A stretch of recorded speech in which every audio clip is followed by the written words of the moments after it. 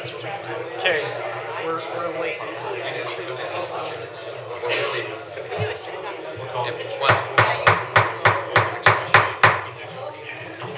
All right, it is 7:10. Apologize for our tardiness tonight, but welcome everyone. Please stand and repeat the Pledge of Allegiance after me.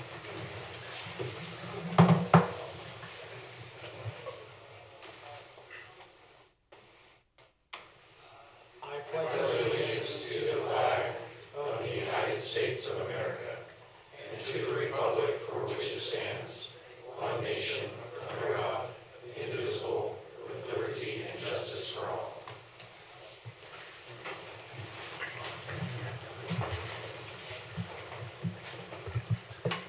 Thank you. Rory, will you call roll? Yes, Councilmember Robinson. Here. Gettle. Here. Brown. Here. Sperry. Here. And Glover. Here.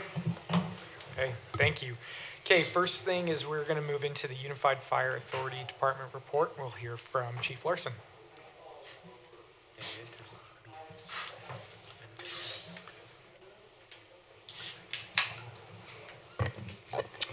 Good evening, Mayor, council members. It's a pleasure to be with you tonight. First of all, I think I'll jump into the last quarter report for 2022. I'll go over this briefly. You're familiar with this. You see this quite often. Just a few things to point out. The call volume, 1,016. The fire crews are busy serving your citizens. Obviously, they're always in the top 3 of the total UFA incidents for every quarter.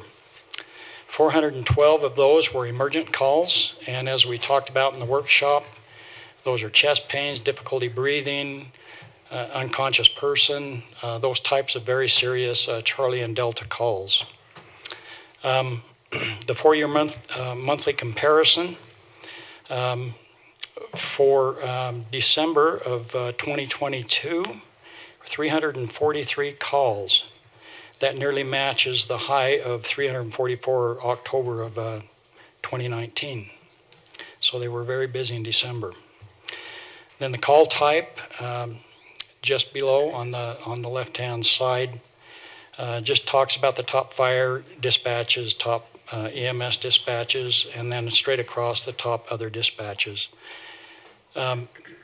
We talked about emergent and non-emergent percentiles in the workshop. The 90th percentile, 7 minutes and 2 seconds. Again, that means 90% of the time the crews arrive from dispatch to arrival in 7 minutes and 2 seconds. One thing I really kind of wanted to show tonight was on the incoming units for the top engine and truck responses and the top ambulance responses.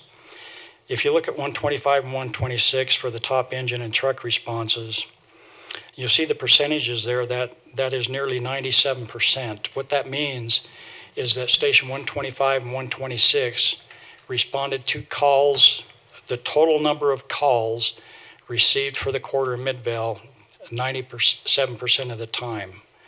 The other 3% were divided up between Cottonwood Heights and others that responded in for mutual aid when those crews were busy on a call. And the same with the ambulance responses. Your ambulance out of station 126 responded to the total amount of calls for that quarter, almost 93.5%. I think that's pretty significant. Just shows how much your crews are serving your citizens and meeting the needs in their emergencies. Go ahead, the next. And these, I won't spend a lot of time on these. You're very familiar with these. These are the call types. It's color-coded. Shows where the various calls, the types of calls that were received throughout the city. And then the heat map, again, the 7200 South Corridor, very busy area.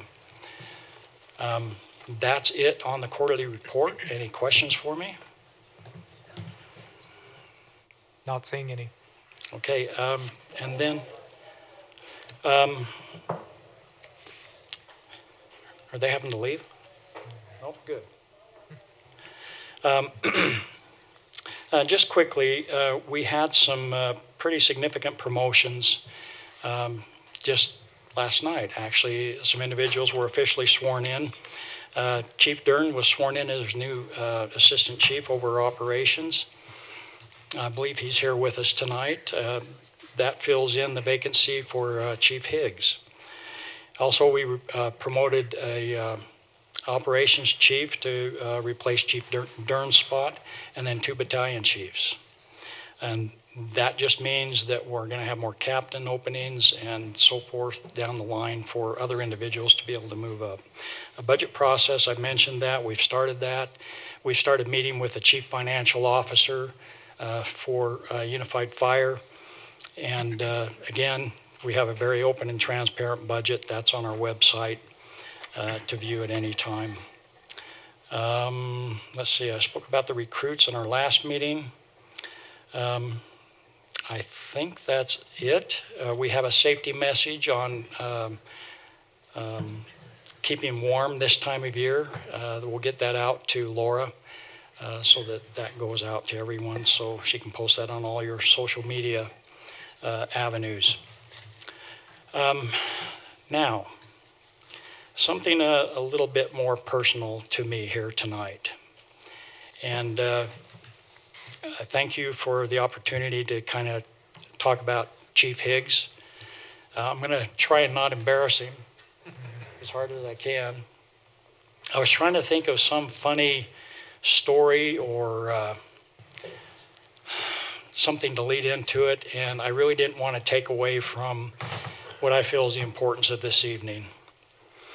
I'm grateful that we're going to be able to recognize someone here tonight who's had an immeasurable impact in the fire service. Service to the Salt Lake Valley citizens at large, really, and especially to the Midvale community. I was just talking to an individual earlier tonight. When I came to Midvale as the fire marshal, Chief Higgs wanted to make sure that some of the best medical services were provided to the citizens here. So everyone was either a paramedic or an advanced EMT, not just a basic EMT, but an advanced EMT. That's just a little bit less than a medic, but more than a basic EMT. We could start IVs. We couldn't administer drugs, but we could start IVs. We could intubate if someone wasn't breathing. And as the fire marshal, Chief Higgs said, you really don't have to do that, but it would be a good example. And so I took that to heart and went through it. And that's just how he has always been throughout my whole career. Just great leadership through mentorship. I first met Chief Higgs as my training officer when I started in the fire service in 1985. He was my training lieutenant and had 7 years, I think, on the job. That's pretty remarkable for someone to be in charge of a training program for a major metropolitan fire department. And to this day, if I was physically able to fight a fire out in the field, I still remember some of those things that he taught to keep us safe, and the proper procedures, tactics, all of those things that come with being successful. I worked with him as my captain at the old Station 4 on I Street in the Avenues, as our deputy chief, and as my assistant chief with UFA. We've known each other for 37 years. And I say this with sincerity and heartfelt gratitude that no one has had a more positive impact on my career than Chief Higgs. I know there are countless others who feel as I do. As a friend, he's profoundly impacted my life by his example and his integrity. So with that, Chief, will you come up and bring your sweetheart? And I believe the mayor and the city council have something that they would like to share with you. Well, thank you, Chief. That was a great introduction. Chief Higgs, just after your 45 years of service, we wanted to make sure that we took a moment to recognize you. As you well know, you spent 11 years here in our community building our only full-time dedicated fire safety system, I guess that was what I would call it, with that station. And you helped to build that for our community and then led our way into UFA. And so for your 11 years, I think that the least we could do is just give you a moment of gratitude and try to show how grateful we really are. For those of you who don't know, and I have some details here, but I'm sure you can correct if I say something wrong, but that you spent 45 years in the fire service and started that career in 1977 at age 22. And just 7 years after that, in 1984, became the youngest lieutenant in the Salt Lake City Fire. And then, of course, came here and got to start from scratch.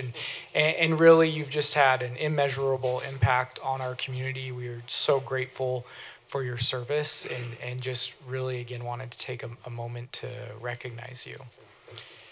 With that, we do have a plaque.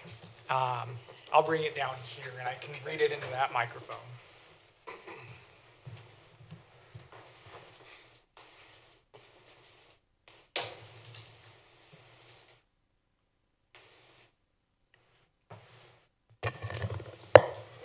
But what this says is Recognition Award, presented to Chief Stephen Higgs in grateful recognition of your outstanding and dedicated service to Midvale City as Fire Chief and Assistant Fire Chief for Unified Fire Authority, February 7th, 2023. So Chief Higgs, that's for you. Thank you. We just so appreciate that, your Mayor. service. Yeah. Can we give him a round of applause?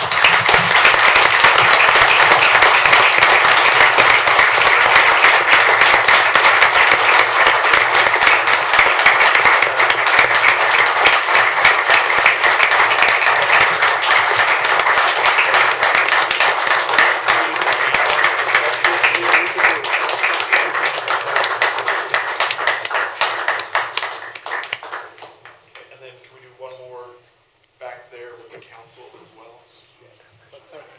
Oh, you want to go? Which one is it? The right one. Okay, good one.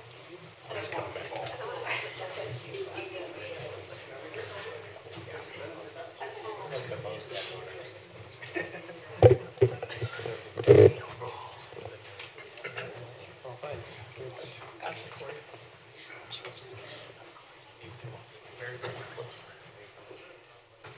Actually, put it upside. You slide over. You guys are more important here about it. No, that's not true. Are you ready? 1, 2, 3. One more. Very good.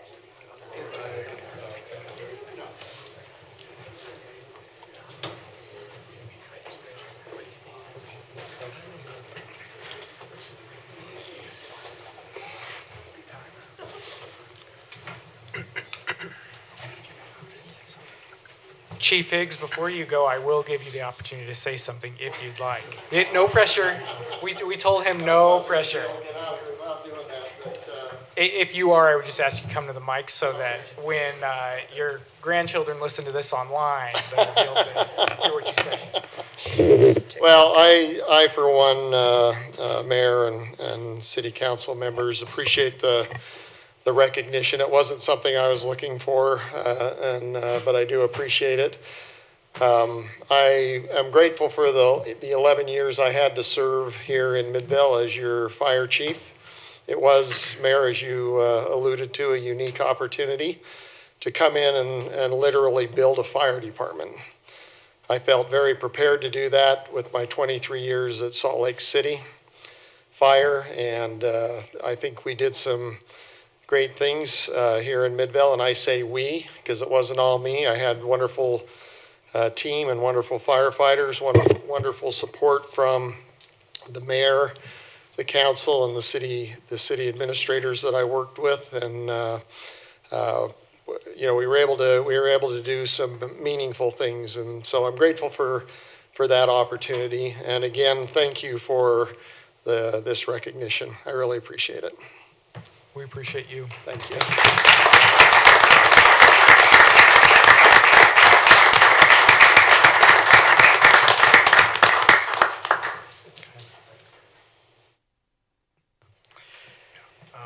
The next item we have is a Harvest Days update, but there's been some quick changes to that Matt will just mention there. Sure. We originally put this on the agenda because there were a couple of policy issues that the Harvest Committee wanted to discuss with the council. After the packet came out and at the last Thursday's meeting, those issues that they wanted to bring up were determined that they didn't want to go that direction, and so they didn't need to come and talk to you. They have made fantastic progress in getting the entertainment and things lined up for this year's Harvest Festival already, but we thought it might make more sense for that to be a little bit more solidified, and they'll come back to you with an update in March on where things are at. So that will not be on the agenda this evening. I think it was Beyonce this year, right? I was going to try to say someone else, but I don't actually know who's popular right now, so. The answer is yes. Sean Smith. Sean Smith. Okay, we're going to move on to the community building community report. Just so the council's aware, these organizations that we give grants to, we've asked them to come and talk to us about what they're working on. So come on up.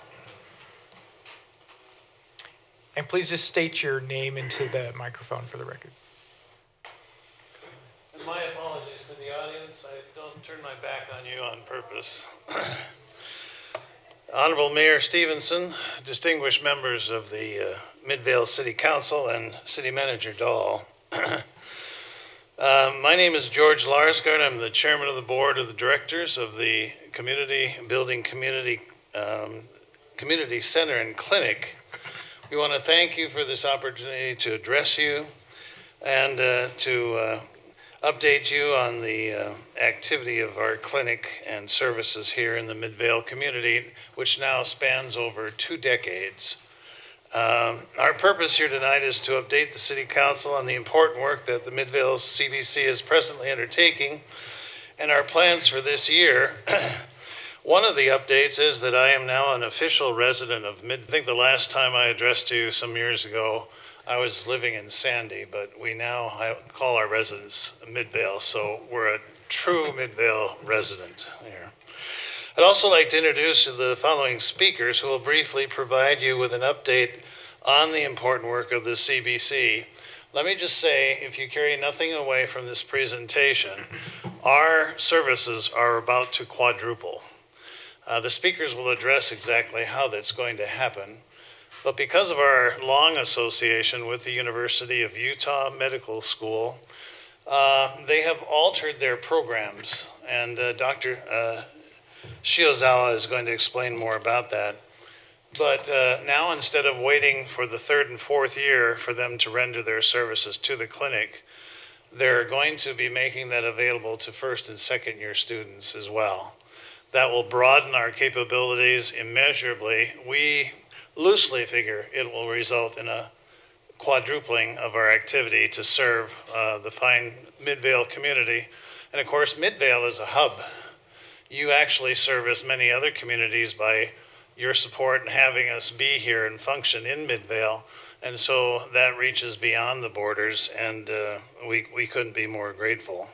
First, we have Stephen Bass, an attorney who heads up the CBC's Legal Services Department, among other duties. Next, we'll hear from Dr. Brian Shiozawa, who is an associate professor at the University of Utah School of Medicine and a former member of the Utah Legislature. And finally, we have with us one of our valued student leaders from the University of Utah School of Medicine, Christina Neighbor, who will close our presentation. And thank you kindly for your time.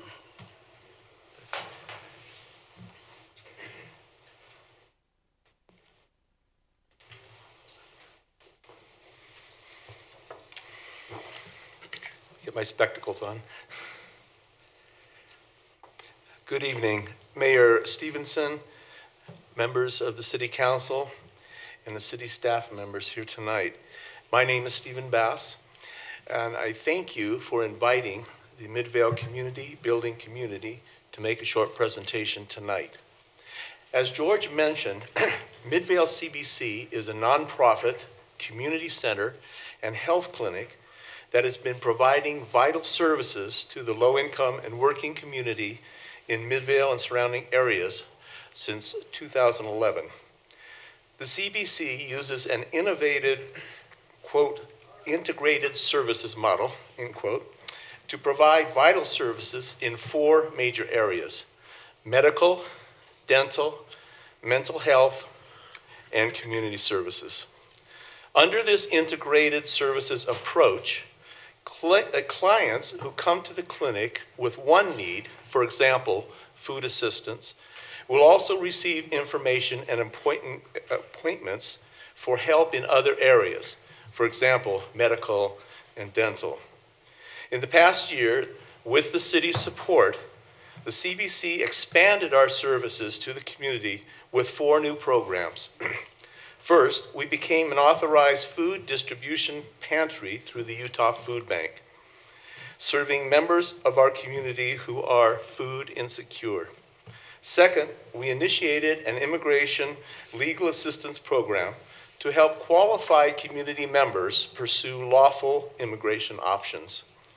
We also became a diaper distributor through the Utah Diaper Bank, which is a very important service to our community. And the Utah Diaper Bank, you may know, has distributed more than 1.2 million diapers throughout Utah this year. Quite an accomplishment. Wow.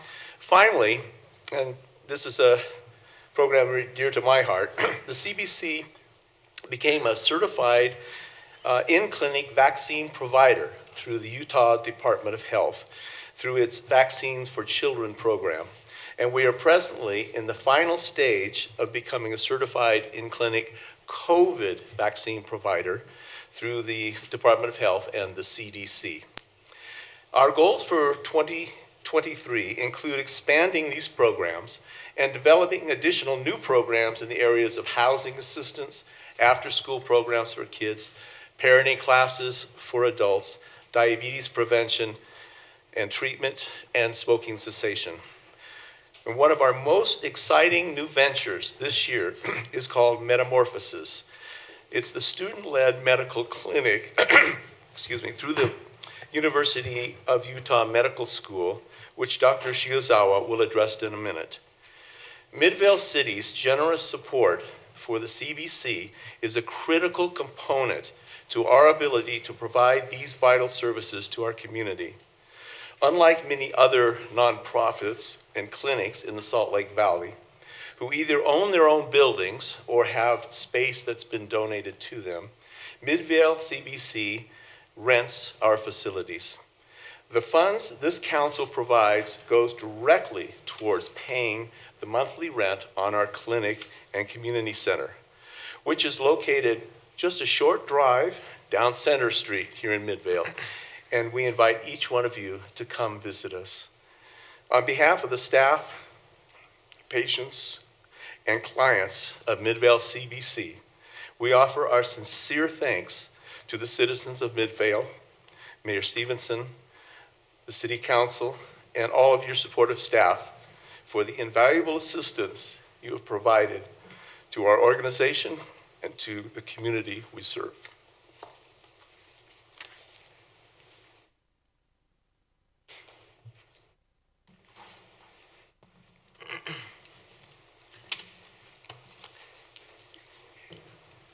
Mayor, members of the City Council, it's good to be back. You know, I remember when y'all built this, and Mayor Sagini and I were celebrating the great progress and the things that we'd done together.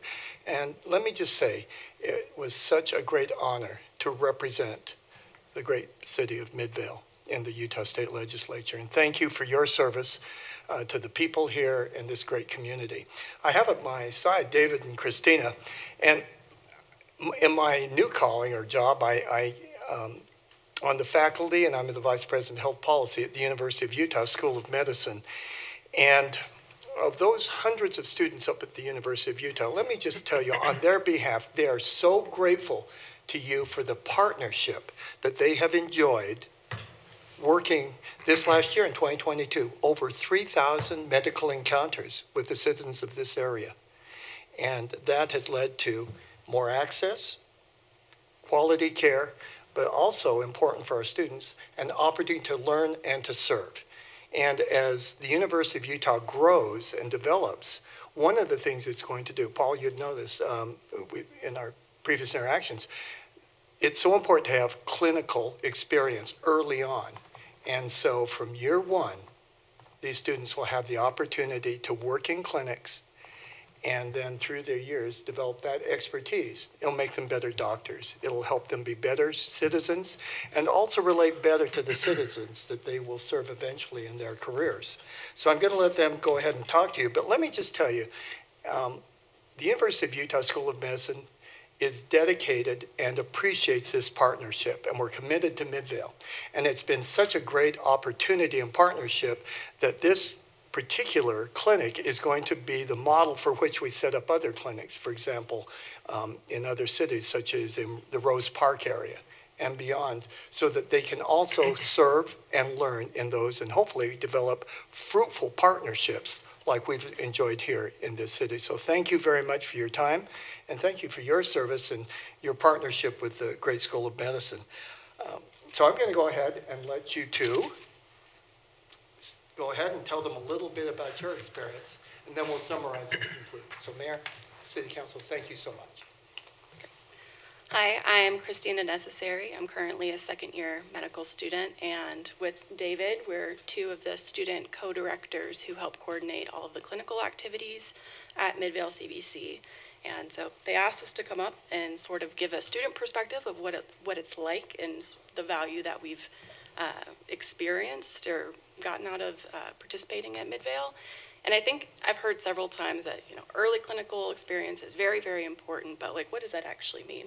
Because in our curriculum, we learn how to diagnose and we learn how to treat, but it's at Midvale where you learn that health is so much more than just that encounter between a physician and a patient.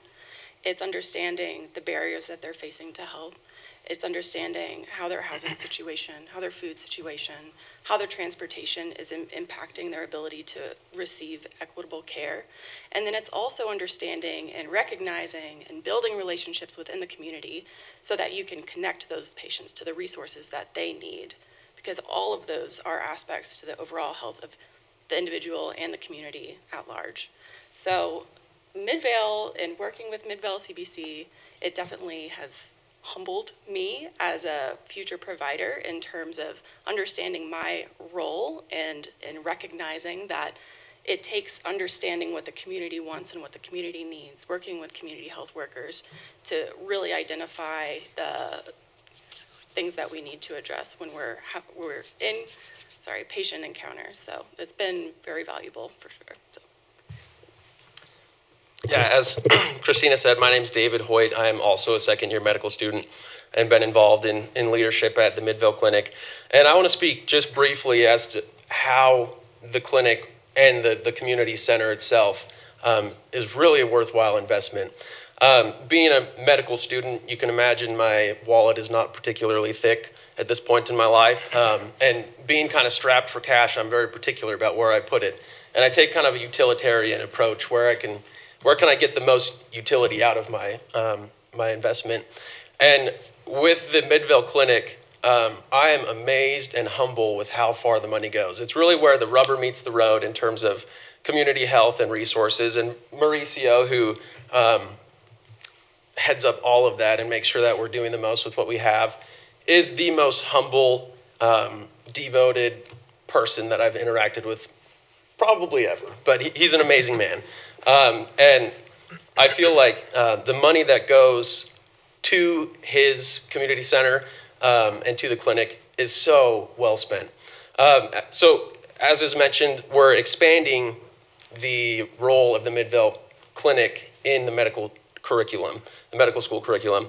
And that's going to look like, so at this point, it's all voluntary. So we have about 100 volunteers a month coming from the U to help run the medical clinic at the Midvale building.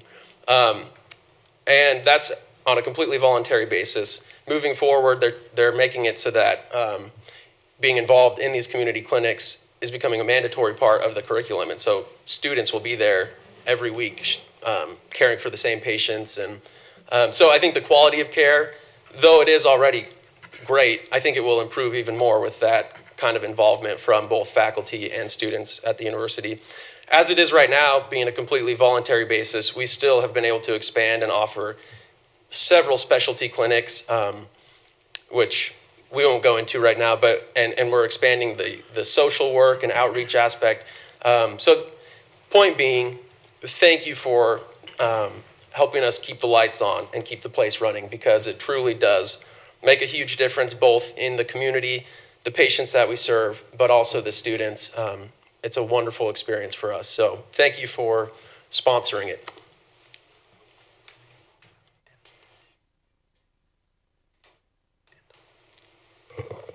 Well, Mayor, members of the City Council, thank you for your time tonight. Thanks for letting us be a part of your community and partner with you. And thanks to the leadership of this great clinic, the chair of our board, Steve, Mauricio. And we look forward to growing this relationship and program even more. So thank you so much. Thank you. Thank you. Thank you. Council, before we let them know, just say, do we have any questions? Yeah, I do have a couple of questions. I mean, one, I appreciate it, Stephen talking about how it's expanded. I had no idea that we were doing the diapers and some of the other things. I did want to ask about the dental clinic, because I know years ago they were trying to get that going. Is that, I mean, has it expanded, or is it still trying to get going? Come up to the microphone, Mauricio.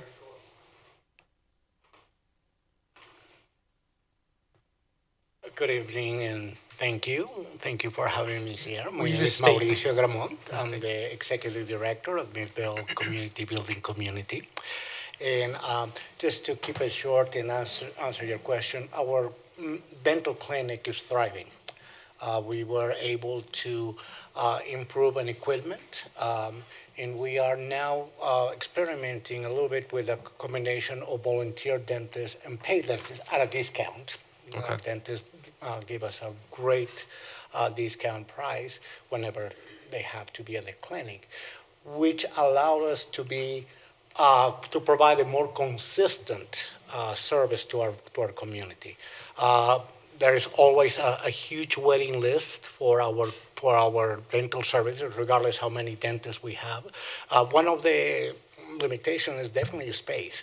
We have more space, we have more chairs, we have more dentists, and more services.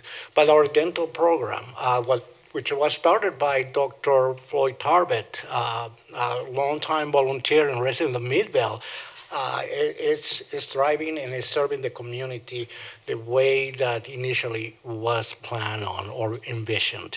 Right now, we do not only fillings and extractions like we started 12 years ago, but we even do implants. And everything is about affordability, how much we can lower our prices so our low-income uninsured families can afford it. So yes, we always need dentists. We always need volunteers. So if you guys know of any dentist willing to volunteer in our clinic, our doors are open. Well, that's great, because I knew, I mean, with the University of Utah's support, I knew the medical side always had volunteers and was great. But I know, I mean, the last I heard, I hadn't really heard a report on that for years on the dental. But I know Dr. Tarbett was really struggling to get more dentists to come and volunteer. So that's good to hear that we've got better support than we had some years ago. So thank you. I'm on the Salt Lake Valley Dental Board, which is a similar sort of program, and they're always sort of struggling to find dentists. And it's such a good service because it can make or break anything from like an interview to, appearance. But I'll ask them. I think we meet this week if they have any bandwidth or anything along those lines. Absolutely, I would appreciate it. And again, I want to thank you for all the support that we received throughout the years, throughout the decades here in Midvale. We are real appreciative, and we are planning on keep our home here in Midvale and keep serving our community. Is there any other questions? I just wanted to note, my day job, I work for the Department of Health and Human Services, specifically in the Medicaid program, and we see the great work that you guys do in our Medicaid clients specifically, and providing that opportunity for those to receive healthcare services who may not otherwise be able to received them. So, you know, I want to thank you personally in my role as a council member, but also in the greater good that you guys do. And to hear that you guys are expanding into food security issues, diaper distribution, that's just amazing, not only for our residents, but for all of the surrounding neighborhoods as well. So thank you for all the work that you guys do. Really appreciate it. I'll just add in to wrap up to say Mauricio and the CBC have just been great community partners. We've been working on several different projects with them recently, and anytime we call Mauricio and say, hey, come be involved with this other thing we're working on, he's always there. So thank you. Appreciate all of your time and all of you coming out. Well, thank you for your time. I really appreciate it. Thank you. Okay, we're going to move on to the legislative update. We should have Dave and Ashley Spatafore here for that.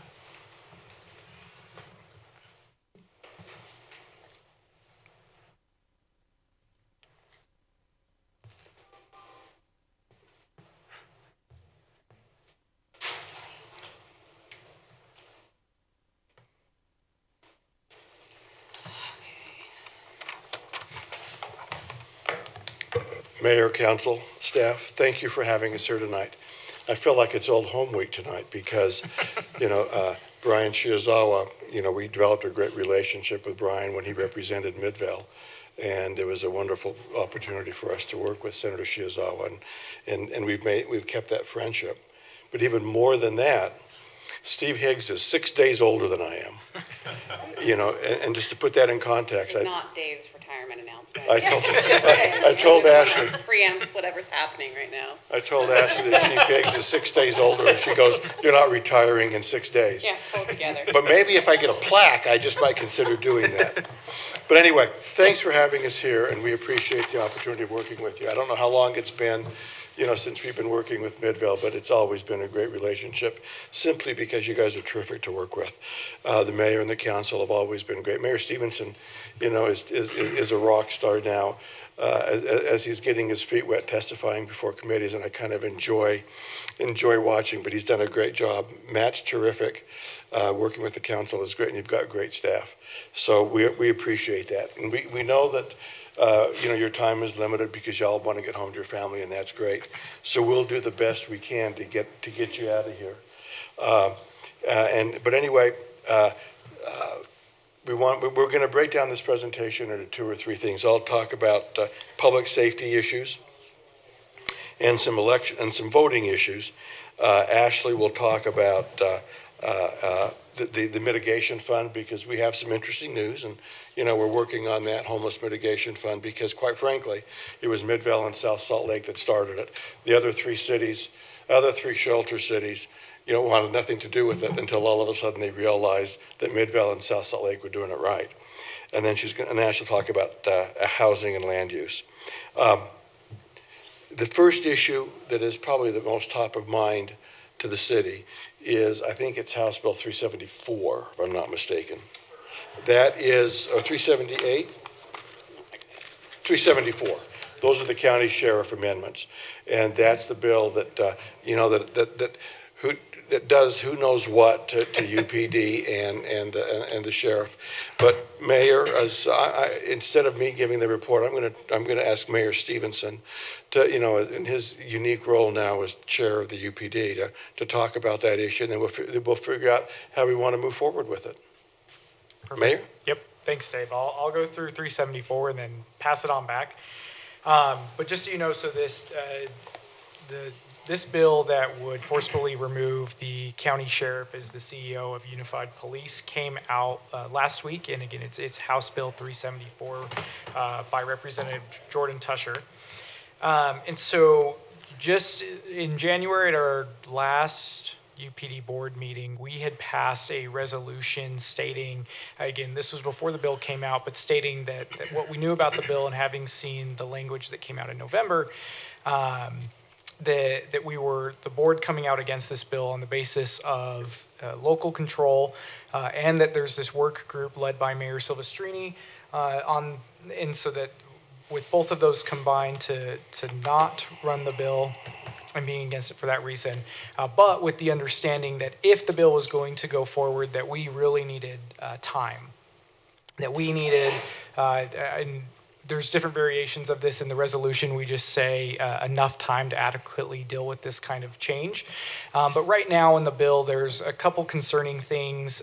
One is that, so at this point, there's a belief that if you were to remove the sheriff, all the statutory duties are going to go with her. So those are, I want to make sure I don't get this wrong, Canyon Patrol, warrants and extradition, search and rescue, and records. So right now, those are statutory duties from the sheriff, with the interlocal with UPD, those are taken care of in Unified Police, and those would go back to the sheriff's office with her. The other piece of this is that it says that she can't direct law enforcement services outside of the sheriff's office. So right now, the sheriff technically oversees all the task forces, so Metro Gangs, DEA, there's several others, drug court, major investigations, and the Metro Health Unit. And so there's a question of where would those task forces live if she cannot directly see those.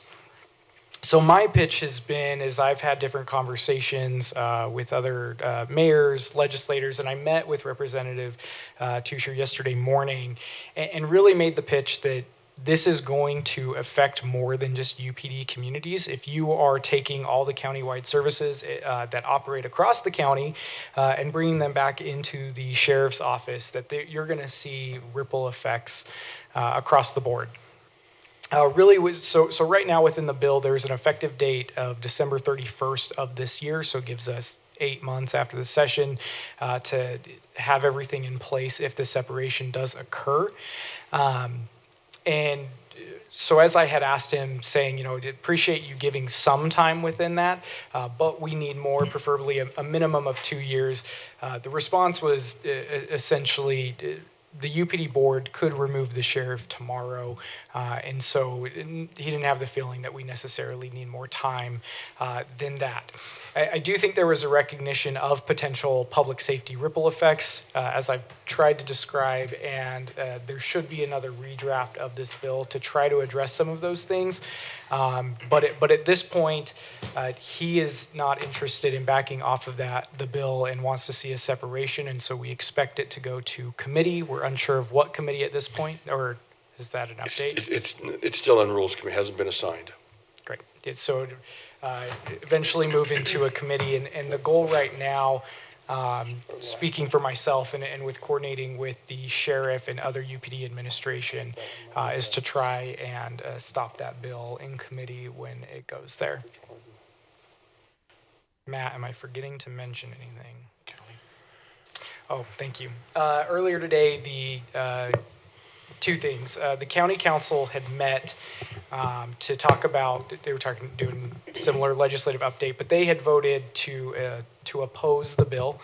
So that passed today. They're putting out just their stance on it is that they're opposed. One of the things that was thrown out today, just to be aware of, and again, this was talked about in the county council meeting, is, and I'll say Sheriff Rivera called me right beforehand to make sure that I was not thrown off and knew that this was going to be recommended. There's a concern that if this bill passes that UPD may have to dissolve in some way. What exactly that looks like, it's unclear, but this is going to, again, cause significant ripple effects. And we don't have a good timeline on it right now. So there's been an idea thrown out, and again, the sheriff called me today to let me know about this, and she threw out the idea at the county council meeting, was the idea of getting the replacement for this bill essentially being that we just dissolve UPD, but then get a 2-year timeline out of it. I'll say the county council was not interested in that, but that has been thrown around as if this is going to happen, and could dissolve the organization, then if we just say, okay, just dissolve it, then maybe we can get more time out of it doing it that way. So I'm just, again, that was on at the county council meeting today, was briefly discussed. So just letting you all know that I don't know that will go anywhere at this point. I have no idea if the bill sponsor would be even interested. I don't know that that is the way we should go. I'm just letting you know that the sheriff called me today to let me know that idea is out there. That would be probably catastrophic for a lot of the original members, because it's not like there's probably enough assets to divide up to equal what maybe was put in, in comparison to what we're owed. So that would be, in my opinion, would be very disastrous for any of the original cities and I've been sometimes critical of UPD, and I find that this would be like worst case, Does anyone know what's actually driving this legislator to propose like something that seemingly no one who will be affected wants? I mean, Representative Tusher is not in a UPD jurisdiction, so I find that odd. Which is probably what's driving it, Councilmember. Yeah. The city's on the southwest part of the valley. If you want us to answer these two, we Go ahead. can do that. Go ahead. As Dave just said, there are communities outside of UPD, largely in the southwest portion of the county, who, on a basis of double taxation, that their residents, SWAT is always the example that is, I would say, is probably most often used, that the county, in countywide services, there is a SWAT team. I will say that there's confusion and perception issues here because it is not a full SWAT team, but the county provides 2 SWAT members. I think so, but so do our precincts. But there are areas like South Jordan who has their own SWAT team saying, we are paying for a SWAT team out of our general fund, and our residents are paying property taxes to the county, which is then going to another SWAT team. So why are we paying twice for this?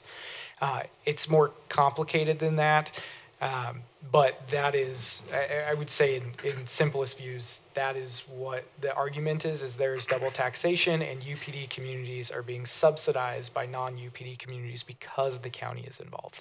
So is that the perception, or is that the reality of what's going on? As far as I know, it's just perception. I know that a couple years ago, the state did an audit of UPD and found nothing inappropriate, to my understanding. The county has the opportunity to address this in their own budget and has not. As far as we know, I mean, part of there is an issue here that there's been limited going through both sides on the county and non-county parts of UPD to determine what exactly are the financial overlaps there. But we believe that there is not in double taxation. It's just bizarre to me. I mean, for example, we have snow plows in Midvale City, and we also have snow plows that plow county areas that, it's exactly the same. You wouldn't say that we need to remove the county public works director because we have our own in Midvale. It's just such bizarre thinking. I can't really understand it myself. I'll just add, on the double taxation, I think it's an interesting one because in our precinct, we have officers who are SWAT trained. We pay a member fee to UPD for those SWAT trained officers, and we also pay property taxes to to the county that then goes to the SWAT train. So I would say, I guess there's an argument of double taxation, but in my view, it's that all of us are across the county. Technically, that is the case, that we're paying for 2 sets.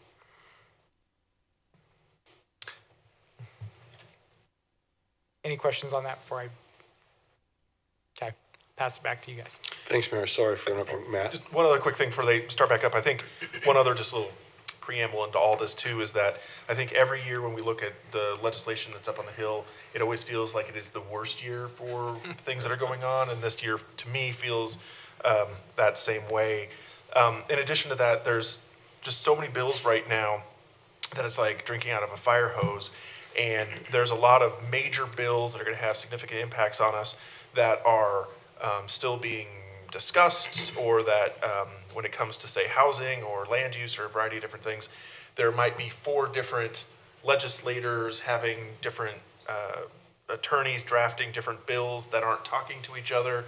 And so it makes it kind of hard to zero in on the bills. In addition to that, if you look at the league's list, it's like 2,000 bills. I don't want to, that's not 2,000, but it's a lot of different bills that they're tracking. And so what we've tried to do is narrow down to ones that we are interested in, that seem to affect issues that you're interested in, or that would have a unique impact on Midvale because we're sort of relying on the league to sort of let us know what's going on with everything, but relying on Dave and Ashley to really kind of look at those issues that are of most importance to us. So we tried today for this to zero down on a subset of bills that we think would be of interest. So.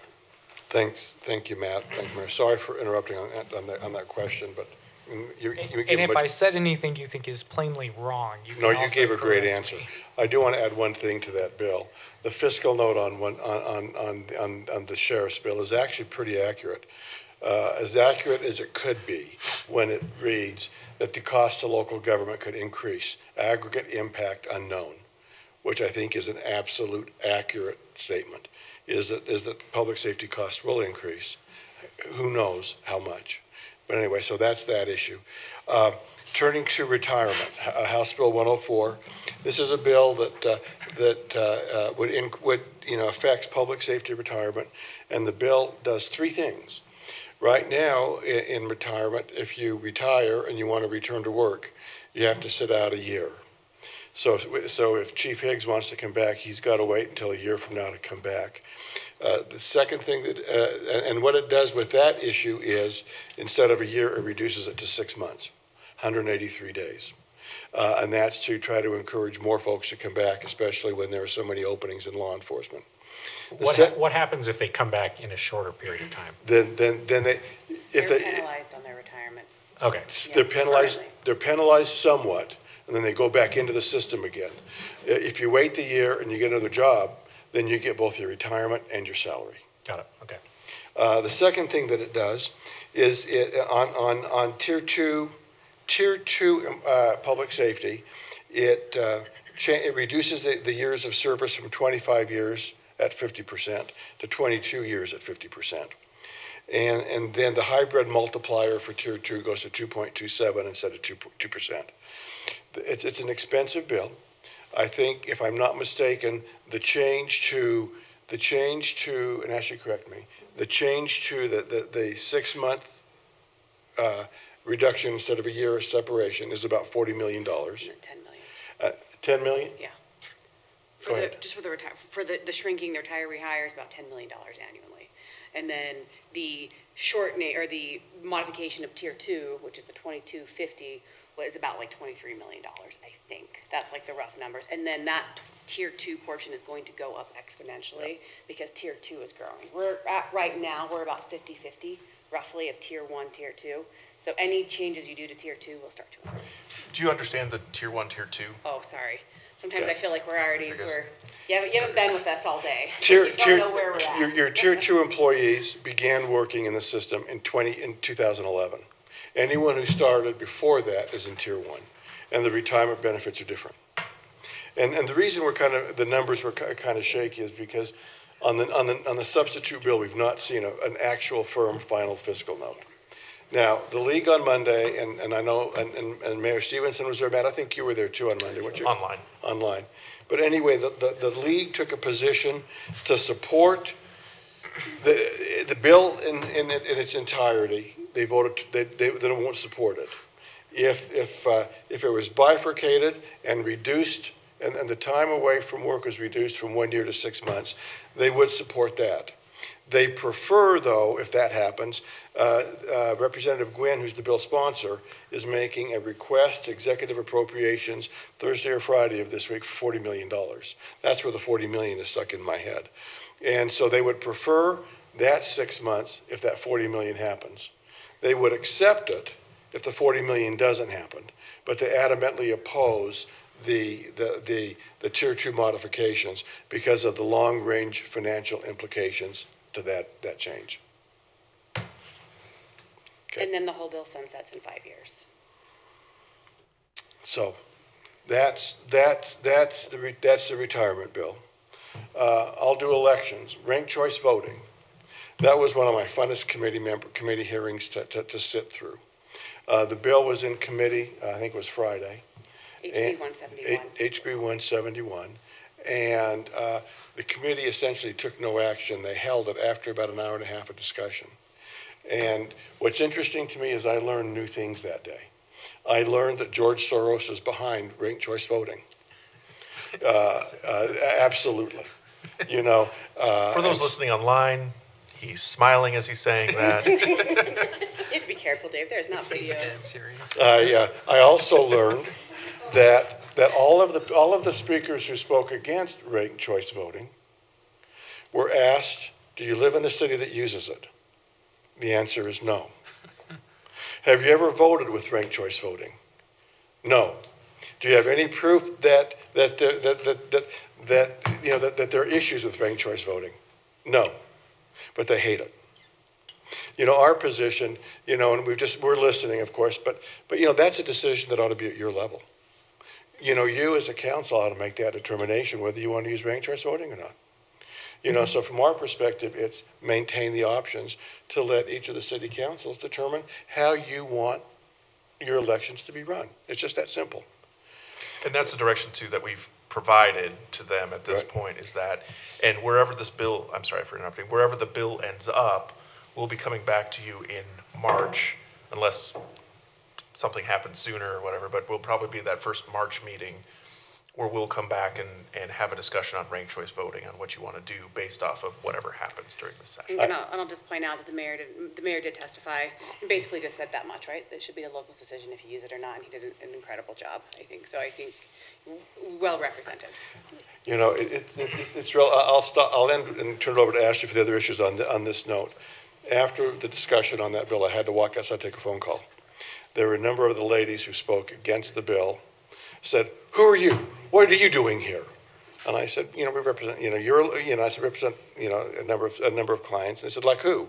And I said, "Well, there are 2 mayors who spoke that we work with. They're wrong." So I had to tell Mayor Stevenson that he was wrong.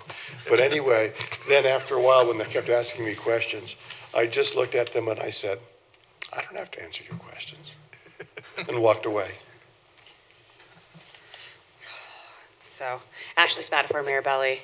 And again, thank you, Mayor, for spending your Friday night testifying in that. That was, I'm going to just quickly go over just a few topics. They're really big bills. They're kind of messy. I just want to give you a brief overview, and then maybe if you have any questions, because a lot of these are still very much in motion, and so there's not a definite landing place. Justice courts. So justice court reform has been a big issue the last couple of years. It's been a big task force. There was potentially a massive overhaul of justice courts, and then they came out with what that would actually financially mean, and it was devastating, right? I think the state finally saw that justice courts do not make money. They are basically, you know, neutral and potentially lose money. There's not money to be shared with the justice court systems. It is basically so local governments can provide a court system closest to the people. That is the purpose of those. So they took a step back and they did come out with a bill. It's even in this very this very slim version, it's already been modified quite a bit. It creates a new task force. One of the comments that Garrett made is we need to make sure we have local control or local members on that committee, because right now there are no local members. So we're still working to get that local member piece on there. But there was also a lot of language that really started to shift the balance of power that says the state has all the power, the control over the budget and everything they do, but then the cities pay for it. That was all stricken from the bill. There was also another provision in there that would say that a justice court judge has to make up to 90% of what a district court judge makes. Some jurisdictions are okay with that. That is a financial issue for, I believe, Midvale, and so it now gives with the modified bill, it gives a range of 50 to 90% of what a district court judge makes. There is a couple of other things in there now. I just want to say our guidance on that one, you know, there is a financial impact to us, but it is another one of these things where and there's a myriad of these in the bills this year, but it's just one of those, don't tell us what to do. You know, you can give us suggestions, you can do other stuff, but in a lot of these cases where it's just simply they're just saying, do this, and there's a cost to you, our direction has generally been to say no to those bills that are unfunded mandates. And that's not just Midvale, right? A lot of these are very similar concerns across the state with all of the justice courts. So there is a new sub online. The one thing that I think that doesn't address the one concern that we still have is that local representation on the task force moving forward. So we're going to continue to try to work on that. But that is HB 210 justice court changes. HB 291, that's short-term rental amendments, does three things. Two things that are very clear and I think good in the right direction, and one thing that's kind of like a pilot program. One, it requires that short-term rentals have a tax identification number, so you have to have that tax ID number, which is good. Before, there was kind of a lack of clarity on if there were certain violations on a short-term rental, whether they're operating illegally or outside of what they could or could not do. The thought was you could have other violations and you could use the advertisement in conjunction with other things, other infractions, other violations, and you could use those all together. The language wasn't clear. What this does is it says the advertisement cannot be the sole piece of evidence, so it can be in conjunction with others, so it really just clarifies that. The third piece, which is really a moving target right now, is kind of like a pilot program, and is what the goal of the pilot program is to do, is to get a better track of data of how many short-term rentals there are. But also, so cities have a total and 100% opt-in option on this. One of the downsides to the pilot program is you have to allow 80% of your residential to be used for short-term rentals.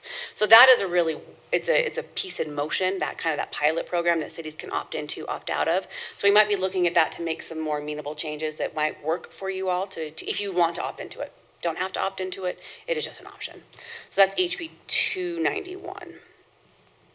There are a handful of land use bills, housing and land use bills. And like Matt mentioned before, there are like 4 or 5 major ones, and they're all being drafted by different attorneys. And so they are not talking to each other right now. So there's a lot of work that still needs to be done. Representative White has HB 364.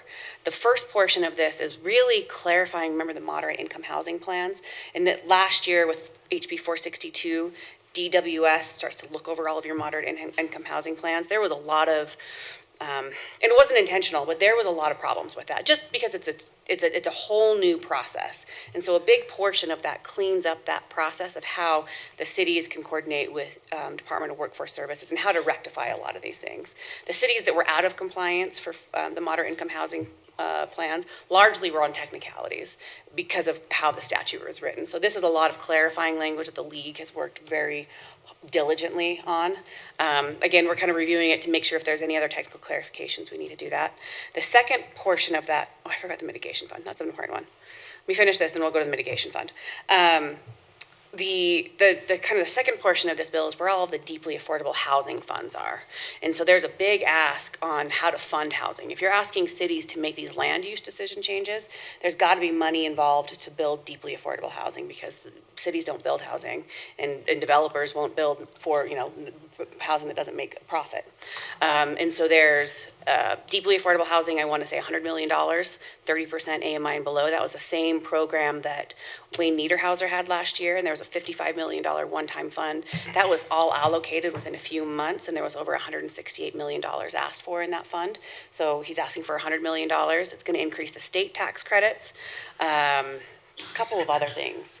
Housing attainable grants, so there's a whole bunch of money attached to this one. There's another, I'll do the Fillmore bill because it's kind of in that land use, and then we're going to jump to the really important one. SB 174. In this bill, originally what he wanted to do was change that penalty if you don't comply with your moderate income housing plan to take away your B and C road funds, which has always been a hard and fast no from the league. What the resolution is basically if you don't comply, it's a $250 a day penalty. But I think with all of the work that's going into 364, I think there's a lot of clarity on how you get your plans in on time, that penalty won't be as big of an issue. What else was the one at 74? Deals with ADUs. Oh, ADUs. So a lot of clarifications on ADUs, the internal ADUs. So you can do a garage. You can have an internal ADU in your garage if it is connected to your house, and so it just kind of gives some of the parameters for that. And then also you can, for the parking requirement, you just have to provide one parking stall. It could be, or a parking space. It could be within wherever, but it just has to be allotted. So one additional parking space for your ADU.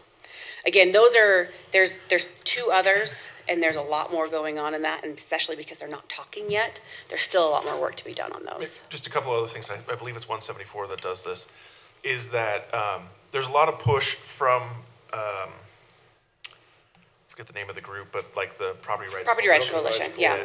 In order to make it so that there are things like standard requirements in cities so that developers know what they have to do as far as Oh, that's a different bill. development? Is that a different That's a one? forthcoming one, like a design standardization statewide. I thought the 25 feet. Not in that one yet. No, that wasn't in that. Yeah, and Well, now, regardless. so that's another one that's coming, that the developers are basically saying it will make housing so much cheaper if we can just build all of our roads the same size. And the fire's still here. Brad's been involved in this. I think he's like really doesn't want to hear about this anymore because he's been battling this. Everybody has been battling this. That it's going to be cheaper and it's going to save people money that if we can build houses with a 25-foot road. Problem with that is you can't get all your fire apparatus and your equipment on 25 feet if there's cars parked. And so that's where the big hang-up is. The league is saying 32 feet. So there's a whole, 32, 25. That's in a forthcoming bill. One of the things that it does in this bill is it requires only one public hearing on a development project. On a subdivision. For a Yep. subdivision. So you can see there's kind of like all these big four bills that are all kind of working side by side, not quite talking to each other yet. So there's a lot of work to be done on all of those. And we're working very closely, with the league and all of our other cities, but very closely with mayor, staff, to make sure that we're not missing anything. Go to mitigation. Yeah, I've completely jumped over mitigation. So mitigation is our big focus this year. Last and best. Promise. And then we'll stop talking, unless you want to hear more of our stories up there. If you all remember, in 2018, we created the mitigation fund, and it was largely the main grant recipients were South Salt Lake and Midvale. After that, I think it was last year was the really big push to say, hey, that fund needs to be bigger, and all major shelter cities need to be in that fund. So we worked closely with the league, with the other shelter cities, to get the state to put $5 million into that. Last year, I want to say the total amount was about $11.5 million, with $5 million coming from the state that will continue to go in there annually, and then about $6.5 million coming from other cities that don't have shelters within their boundaries.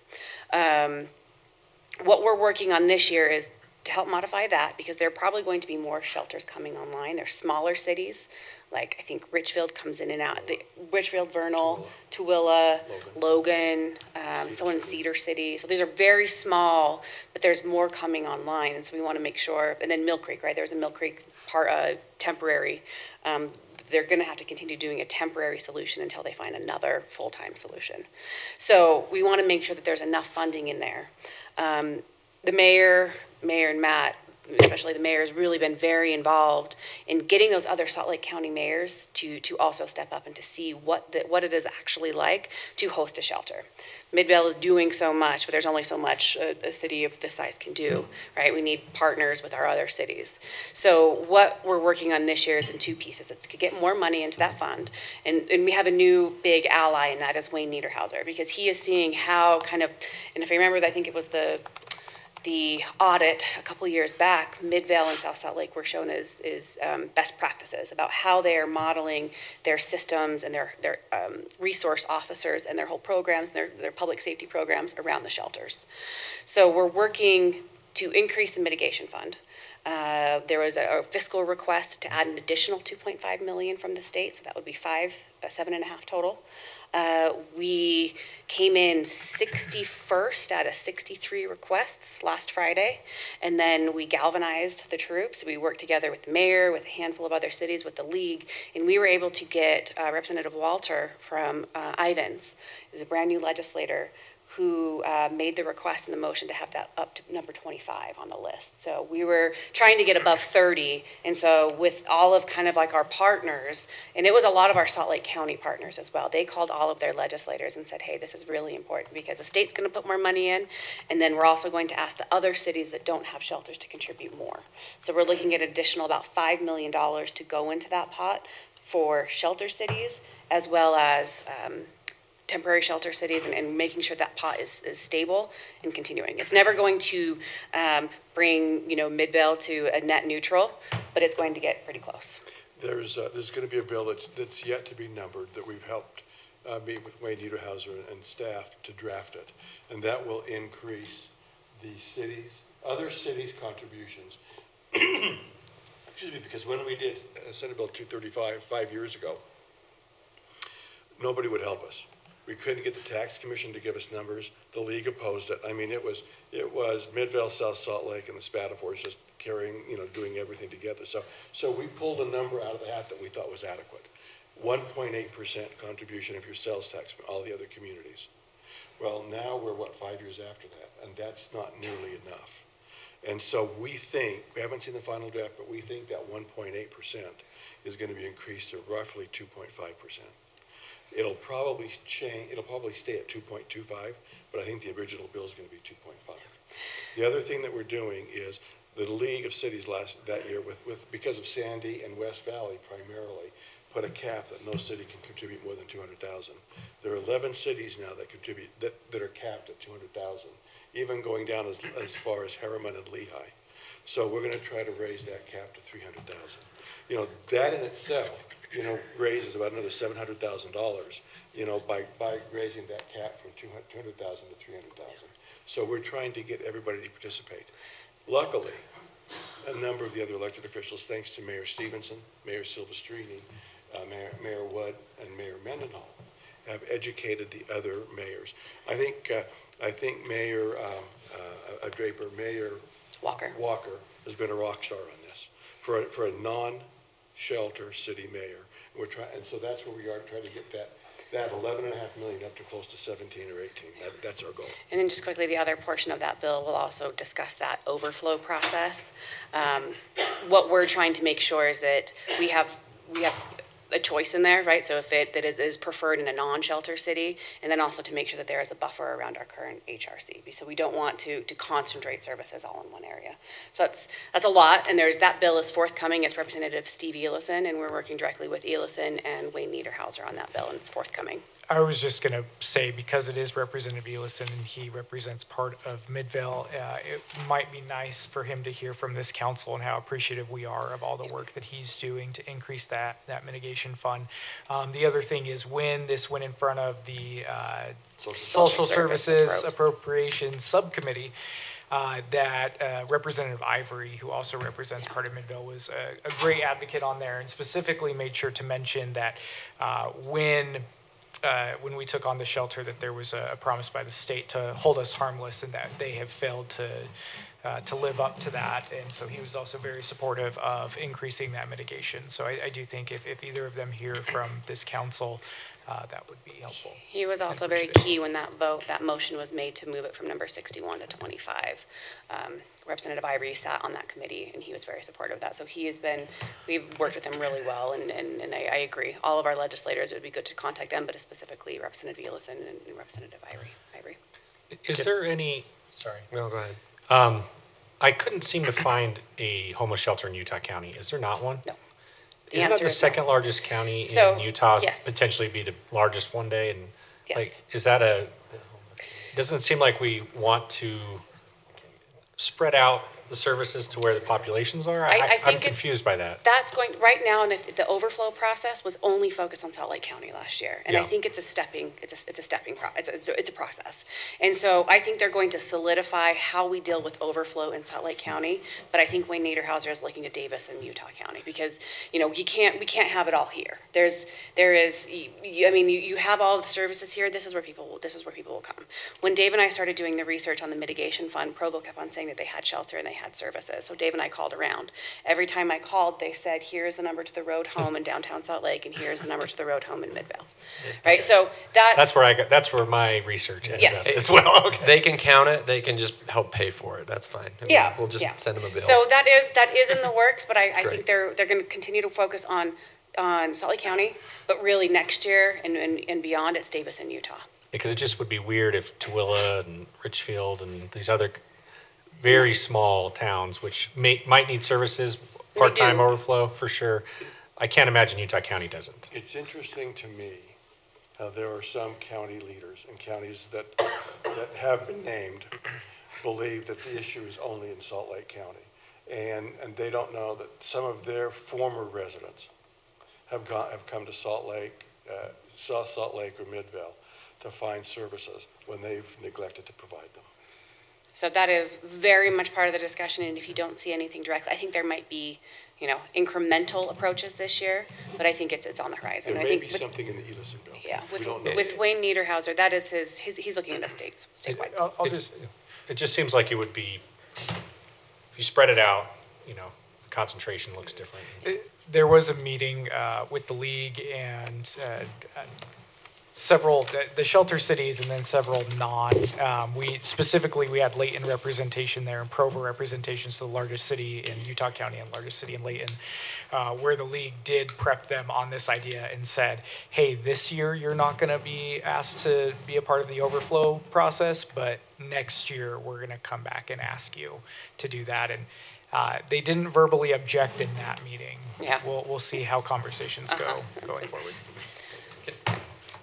So previously, you had to have a shelter full-time to get funding, right?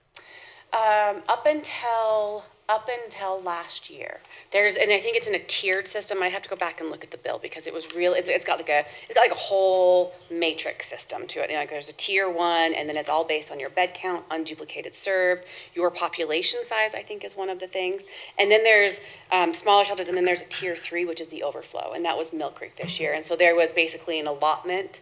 I think it was $500,000 for Mill Creek. And there was an allotment for tier 2. That's where your Logan, your Cedar City, your Richfield sit. And what essentially with that, council member, they don't have to pay into the system, and they get some money back, but it's not. It's a fraction. It's fractions of what the tier 1 home shelter cities get. And then the reason that's there is to try to encourage cities like that to build a smaller shelter, to help serve their residents rather than have them come into Salt Lake. So again, there's a lot to still go, but the first big hurdle on that RFA was, we're looking good. And I will say the meeting of LPC felt and sounded a lot different when we talked about this, because there was a lot of support of cities standing up saying we need to increase our contributions, we need to have the state increase their contributions, whereas at the very beginning of this, it was South Salt Lake and Midvale all alone. Again, just so everybody here knows, again, some of our neighbors stepping up, specifically so the league's legislative policy committee on Monday met, and this was talked about that they're going to come and ask the cities for more funding. Specifically, West Jordan stood up and spoke and said, we are in favor of contributing more, and so did Sandy, two representatives from, the Sandy mayor specifically, the West Jordan mayor wasn't there, so it was a rep there for him, but both of them are stepping up. And I'll say, just a few months ago, West Jordan was not there. We were in a meeting where I was told to my face, hey, we don't know that we want to do that. And over the last few months, that has shifted. And again, in front of all the other mayors yesterday, And not only are they speaking in support in the league, like in an LPC situation, they also went out and called all of their representatives on that social services approach, and that's what moved the needle. I mean, like, all of our legislators are very well versed. Salt Lake, South Salt Lake, Midvale, all of our legislators are very well versed. But it was those other cities that really helped. So it's definitely been, it's felt a lot better this year. So when you say every year is worse and awful, right now on this one thing, it doesn't feel worse and awful. And I'll say this too, the good news is if we're worried, we still are, that if the state doesn't provide the $2.5 million match, the other cities may not want to increase their contributions. We are worried about that. However, if that social services appropriation ranks that $2.5 million high enough, it's hard for the other cities to say, no, we don't want our match, our money to increase, because then that essentially turns their back on that $2.5 million. So it's kind of like, we've got to keep both of them moving to try to get that additional total. It'll be about 5.3 to 5.5 million extra, which is absolutely critical, because right now, Midvale is closer, I think, than the other cities to being, maybe St. George. St. George has the best numbers of all. I'm not going to get into that. Mayor Stevenson can smile and Matt can smile. But of the Salt Lake County cities, Midvale is probably the closest in getting almost all of our costs reimbursed. If we get that money up, that extra 5 to 6 million, we should be really, really, really close. It'll make Chief Thomas happy.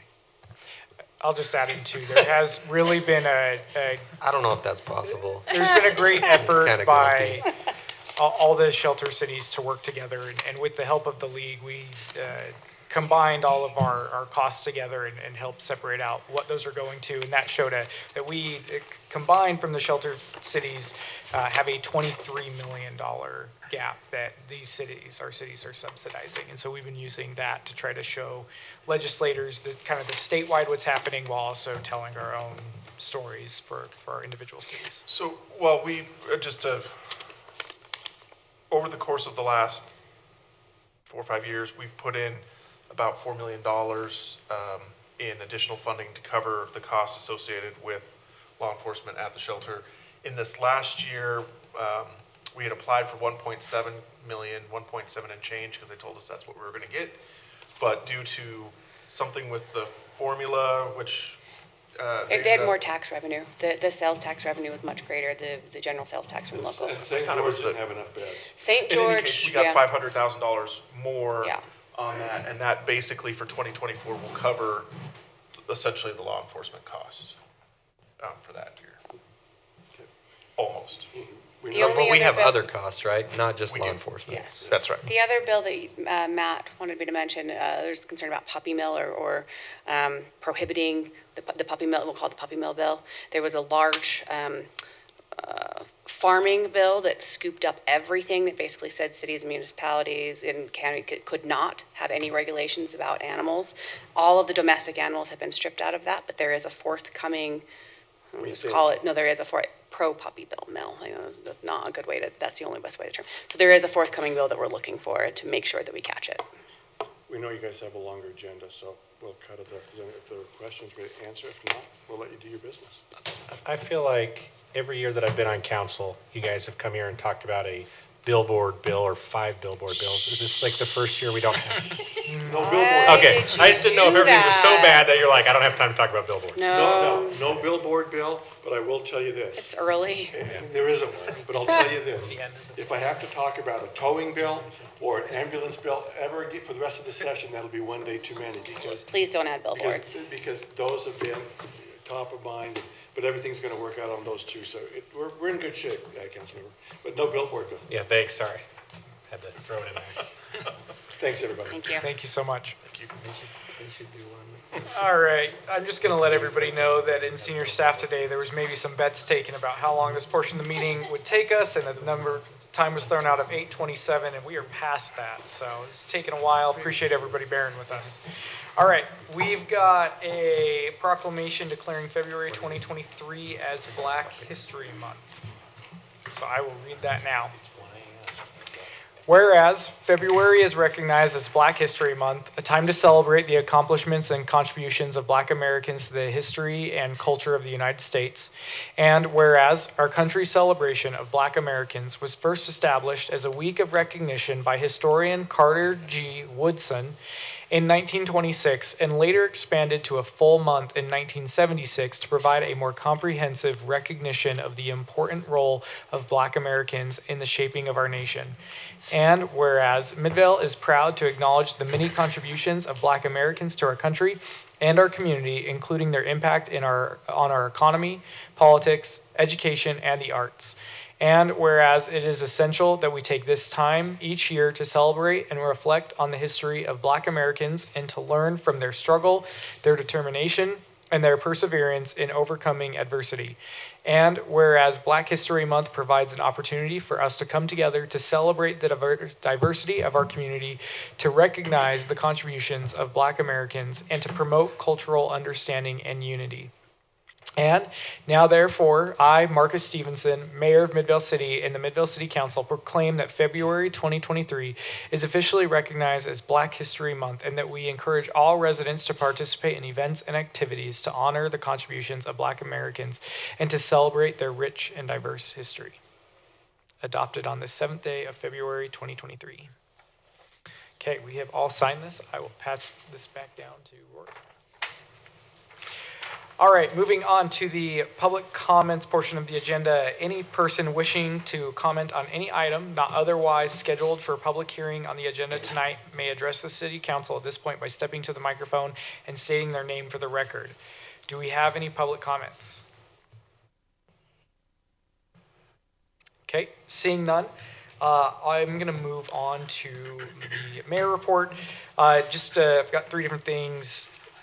Clearly, legislative session is in full force. Just know I've been spending a fair amount of time up there, but really just want you all to know that we've got staff all hands on deck. There's plenty of these bills that are quite complicated, and the other staff members have been really great at weighing in on their expertise of what these bills do, whether good or bad. So just want to make sure they're recognized for that.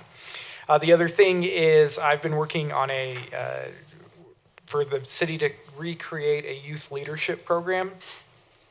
We used to have the Youth Ambassador program that hasn't really been in existence since the beginning of COVID. And I did 2 town halls, I guess is what you would call them, at Hillcrest recently to get their feedback on the program and see what issues they were interested in. I'll just say I didn't know what to expect going into that, and I was incredibly impressed. I did 2 of them. Between both, probably had about 100 kids show up. It wasn't anything mandatory that they had to go to. And had really great engagement, great questions. I'll say a huge focus that I was kind of surprised on around job training programs, them wanting to see more opportunities in the area for them to get more hands-on experience before leaving high school. And then a lot of questions and interest on homelessness and gangs were kind of the top things. And so at this point, we're still planning to move forward with that and got a sign-up list from those students who were there at Hillcrest who were interested.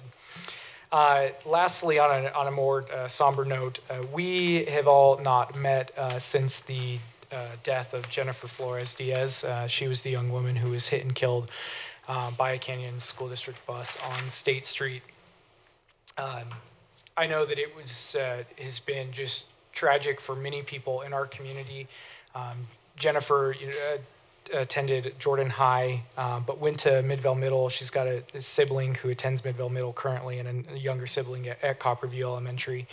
And just want to make sure that we recognize that the unimaginable pain that this family is still going through in this time. With that, I will move on to council reports and throw it over to Councilmember Sperry. I have nothing this evening. Thank you. Councilmember Gettle. Thanks, Mayor. In the interest of brevity, I will be brev. I was elected as the chair of the Animal Control Services Board this past week. So that was pretty exciting. And now with the mayor and your assignments now, Midvale chairs the UPD, UFA, and Animal Control Services, which are all 3 very important part of our public safety here in Midvale. With that role, obviously if you guys have any issues animal related from your community, you can feel free to reach out to me. I'd be happy to help with that. One of the things we were able to do, the Spataforts mentioned it briefly, Senate Bill 113, which was a much broader agricultural bill, but it did initially include retail pet services or retail pet stores as an animal enterprise, which cities, political subdivisions, that is, wouldn't be able to regulate. We were able to convince that particular bill sponsor to remove retail pet stores from that language. So with that, it did pass the Senate earlier today, headed to the House. But as the Spataforts mentioned, it did take out the retail pet stores, which we as a council passed a ban on puppy mill stores in 2018, I believe it was. So as of now, and obviously other bills could come up, that particular bill sponsor said that he wasn't necessarily trying to put a ban on puppy mills. So it could always come up later in the session if that's something another legislator wants to tackle specifically. But we were able to shut it down on this particular bill anyway.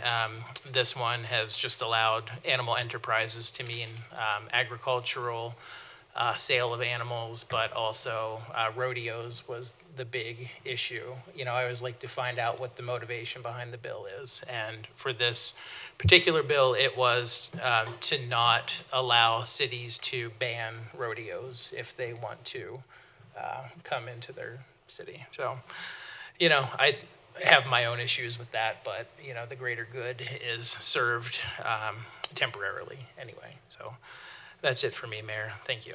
Thank you. Councilmember Brown? Yeah, I just want to take a moment to discuss something that I've seen the last few council meetings and maybe give my perspective.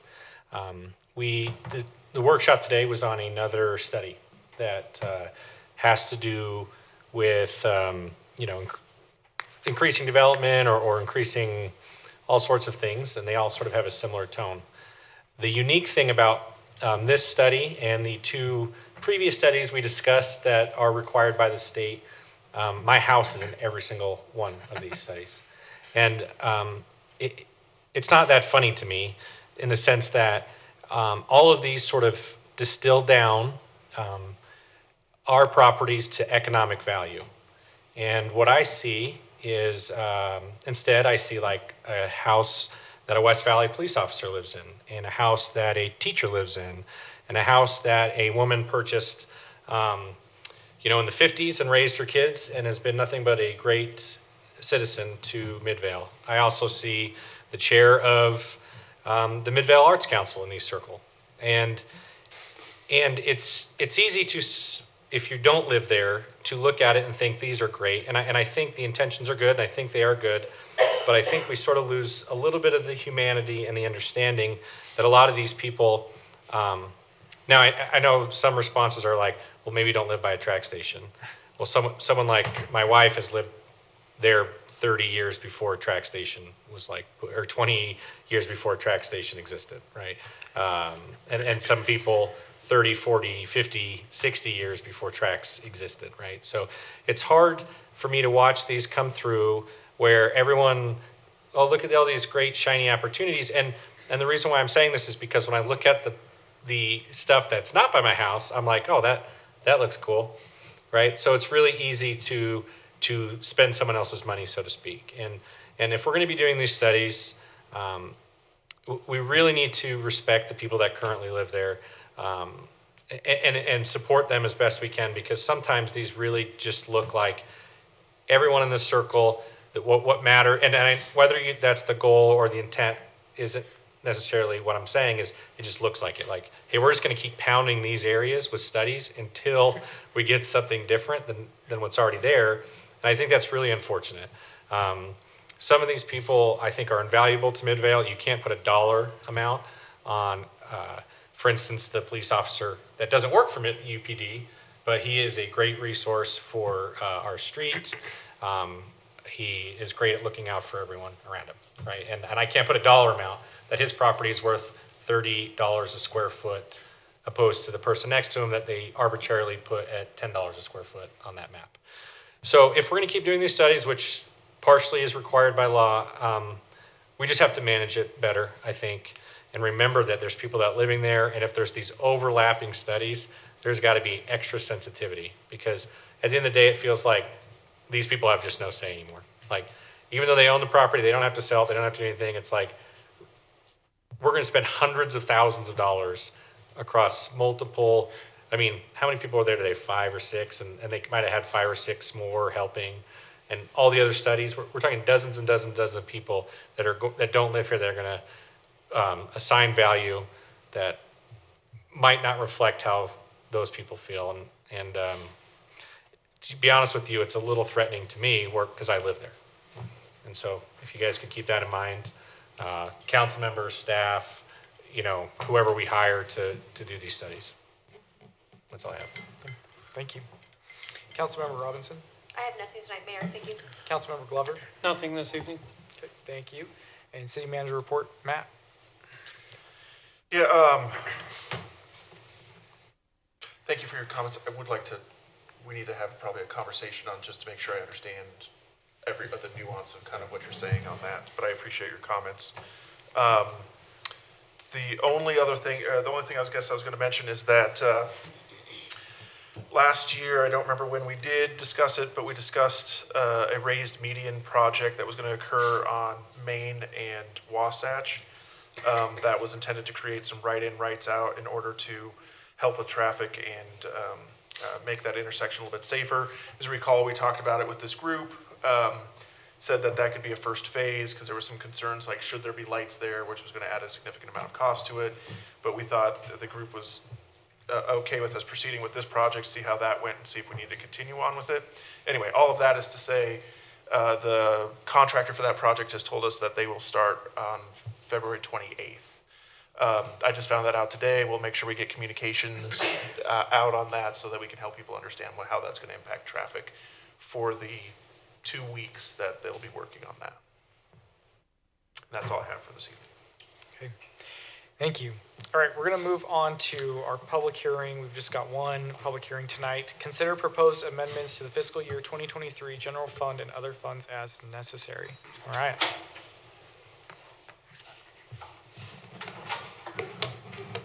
Hello. That's okay. I can start by just talking generally about this budget amendment. We're mainly looking here at projects and purchases that were appropriated in fiscal year 22 and then were unable to be completed due to the economy, supply chain issues, and staffing issues. So that is really the bulk of what is made up in this amendment. So in the general fund, this park insurance is one of two things that isn't one of these carryovers. There was some, I think, electrical wires stolen at the park, so this is adjusting for the revenue we got from the insurance claim and the money we spent to fix it. And then in the general fund for carryovers, and all of the carryovers are coming from use of fund balance. That's the new revenue source for them because we didn't spend that last year and went into fund balance. And so it's basically reappropriating the same money that you appropriated last year for projects. So this is for the purchase of the website. We're moving some money that was not used last year for the Employees Association, community development projects, and then professional services in the planning department. So that's the totality of the general fund.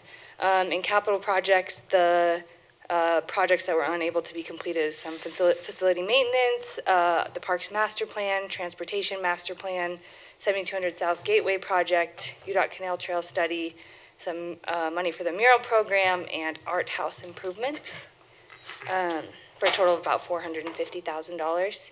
In the water fund, professional services, fluoridation system maintenance. We're moving money from the chlorine equipment and maintenance for this year, so that goes into the other projects.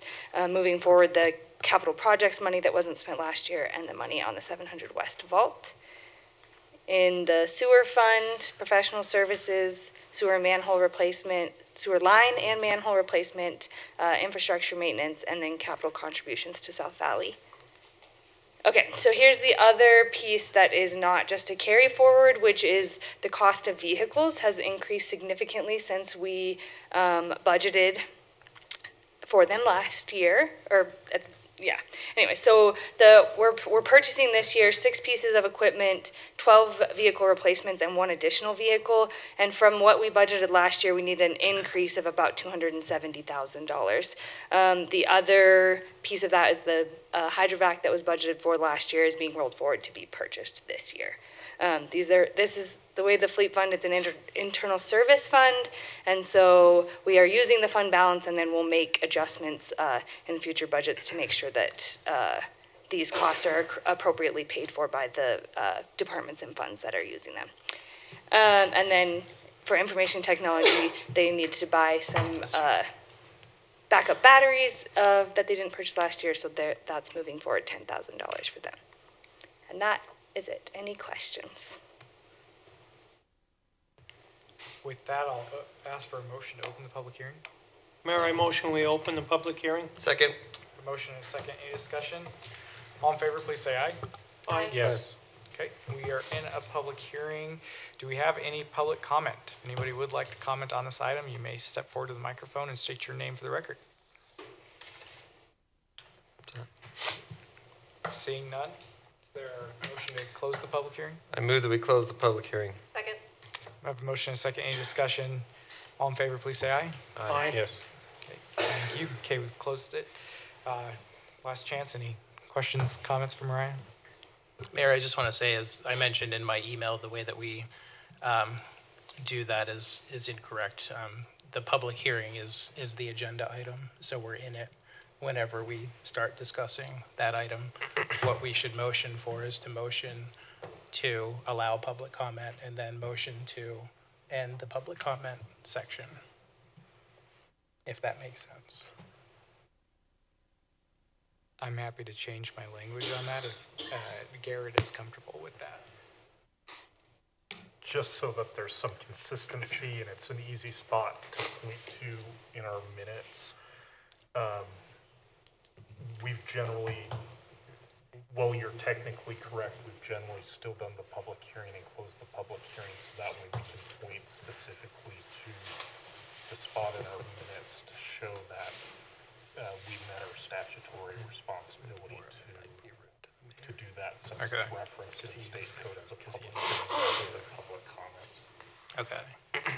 I just, yeah, I've never seen it done that way before. You know, it's like we have discussion items. We don't have to motion to go into a discussion item. We're just going into the public hearing because it's been properly noticed, and this is the time on the agenda for the public hearing. The part that we need a motion to do is to allow public comment and then the motion to close public comment. My contention is that we don't need a motion to enter into the public hearing. That's not saying anything to the ability of the public to come up and speak at that moment. So personally, I'm fine with just saying comment instead of hearing. But again, I would also lean on Garrett on that. You preface it by saying, tonight we have a public hearing. Here is, we're considering the proposed amendments to that. So, you know, we are going into the public hearing by you mentioning that. It's, again, the motion that, but for us making a motion to allow public comment, nobody from the public could come up and speak about it.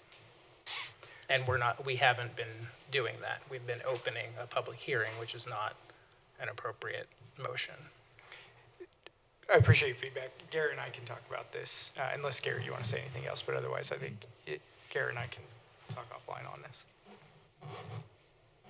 Ultimately, it's whatever the council wants to do. I mean, this is your meeting. Our statutory obligation is to hold a public hearing and allow the public to provide feedback on the item.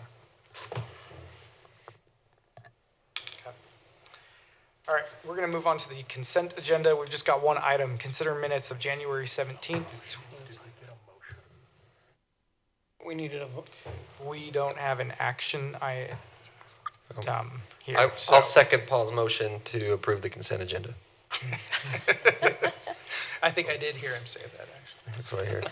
You do it every meeting. We're waiting for you. Okay, are we ready to move on then? Yeah, there's no action for the public hearing.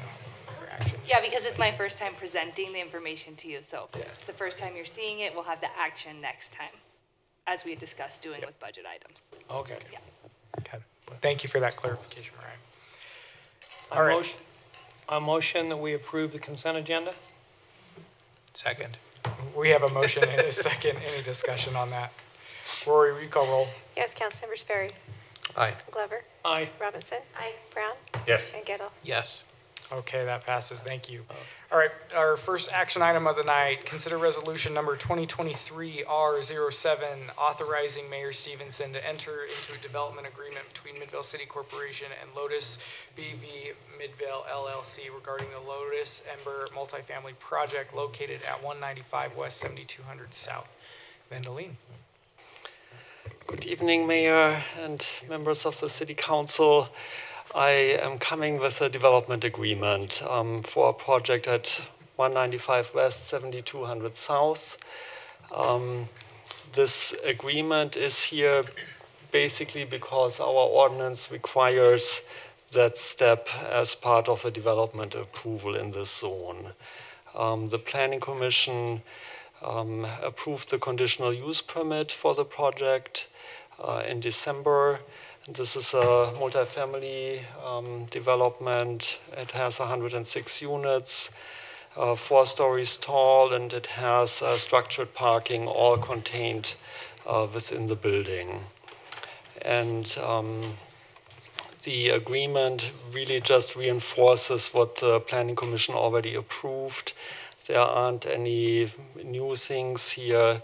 It's just a necessary step to finish up the approval process. Do you have any questions for me?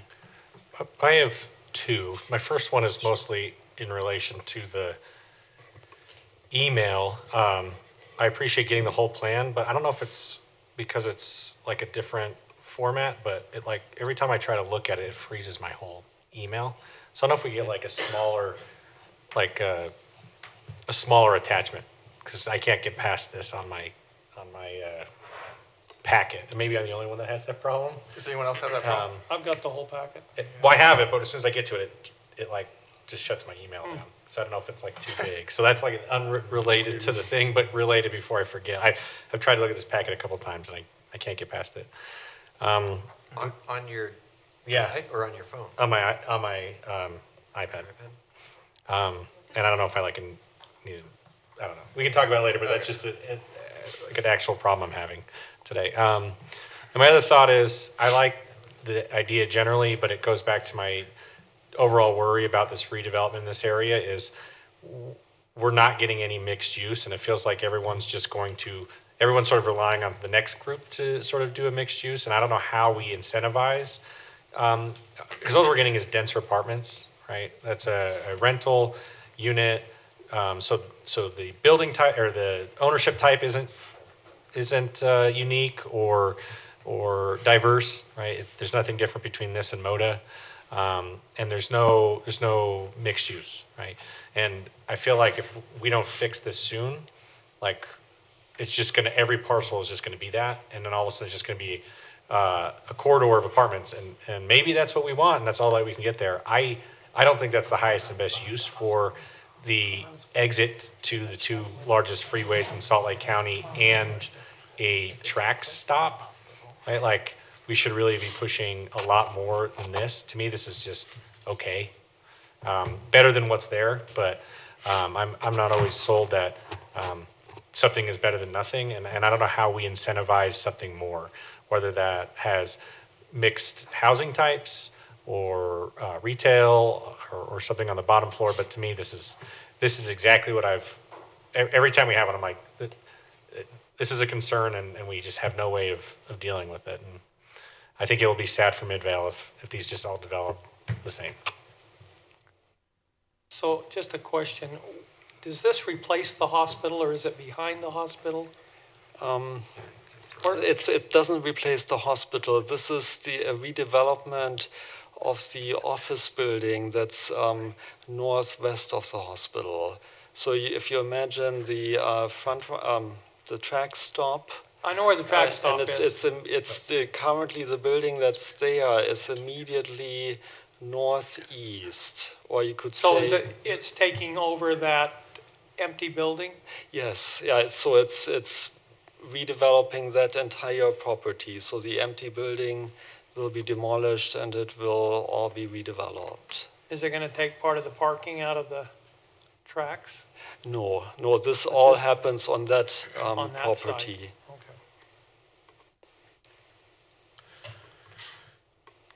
I appreciate in the on the agenda and in our packet, seems to be a new paragraph that says citizen summary, which I haven't noticed in past. Is that something new that's been added to the? So Laura has been putting out a citizens agenda, and it's been a little bit harder for us all to adopt and get the information to her that we needed to, and so. We have required that as to be included on the memos going forward in order to make sure that it gets done and included in that citizen packet. I like that change. I think it's very helpful to our community, and also not related, but I wanted to congratulate you on your new role. Thank you very much. Look forward to working with you in that role. For this particular project, I think that it'll be fine. The only issue I think I can see is, there's some activity in that area. It's encroaching kind of in our higher crime area. It's, a little bit east of that. There have been some issues with the Highland Ridge Hospital. Is that what it's called? Yeah. Yeah. So I hope that the folks who move into this area aren't, it's like when we had the MOTA building, a lot of people probably moved in there not realizing that that's like the highest crime area of Midvale City. So you see this beautiful new apartment complex, you want to live there, and then the reality sets in. So, I hope that we can do some stuff. We have probably 2 years or so before people start to move in here and just make that whole corridor a little bit safer place for our new residents who don't live there yet. But will. I'm sorry, I'm doing psychic messages with Nate right now on what we should say. But as you recall, on the housing plan, and we'll be talking about it a little bit later, one of the things that we do talk about is pursuing that HTRZ, the Housing Transit Reinvestment Zone. And it's on this corridor where we're looking at doing it. Now, how much change is going to happen in 2 years or that kind of stuff, but it is something that we have started to work on and hope will be something that will encourage some different development in that area. But that's one of the things that we're going to be looking at doing there. But there's.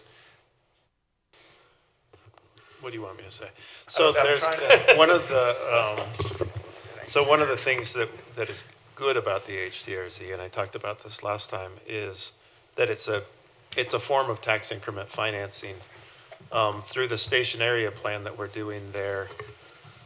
What I would really like the council to focus on, and we will have a lot of interactions between the consultants throughout that whole process in council meetings, is if there's a certain, I said this before, but if there's a certain type of development that you want there, it sounds like at least some of the council wants a mixed use type development there. Really, we should just start zoning it to be that way, and just zone it for what we want it to be. Narrow down those criteria a little bit. Now, most of the time, if you just do that, just because you zone it doesn't mean it'll come. However, with an HDRZ where you have tax increment finance, you're not trying to overcome these environmental things like we're doing with Jordan Bluffs, where a lot of that money goes back to overcoming the environmental hurdles there. This is really just overcoming the market hurdles that are there. And so to some extent, you can actually get more what you want. That's how you should really use the tax increment financing. I know it has requirements for some affordable housing in there, but if you want mixed use, that's something that we can zone. And while with the Lotus project, mixed use, I'm sure if we asked them to put that in there, it would not pencil. Now, if you have an HDRZ and you're putting tax increment financing back in there, then you have a way to make it pencil. So I think that's something we're starting that. We had the kickoff meeting today for those station area plans. They're going to be done within the next 6 months. And so that's something where we could really rezone that and not feeling like a lot of times when you rezone something like that, you're basically, if you do it wrong, it'll never happen. And so you've kind of rezoned it into a dead zone. But with the HDRZ, we can overcome a lot of that. So that's why when I talk about last time that we were excited about this study, it wasn't that the state was making us do it. It was that when we combine it with the HDRZ at the same time, we can actually shape that corridor where in the past we really haven't had the tools to do that. And I think that to a large extent, the best way to help that crime corridor is really developing our way out of that crime corridor. I totally agree with that, Nate. Some of us have been saying that for years now. My concern specifically is putting development there. I just kind of want to know if we know yet now what the long-term goal for Highland Ridge Hospital is. I think putting any type of dense housing around a psychiatric and addiction hospital for all the good that they do. It's a for-profit facility, so it's a little bit of an outlier. It's not your typical healthcare. It has no affiliation with Intermountain Healthcare or the University of Utah. It's just this for-profit addiction and psychiatric hospital that's in kind of the middle of a hotbed of development for us. So I think that's always going to be problematic for development in that area as long as Highland Ridge Hospital is there.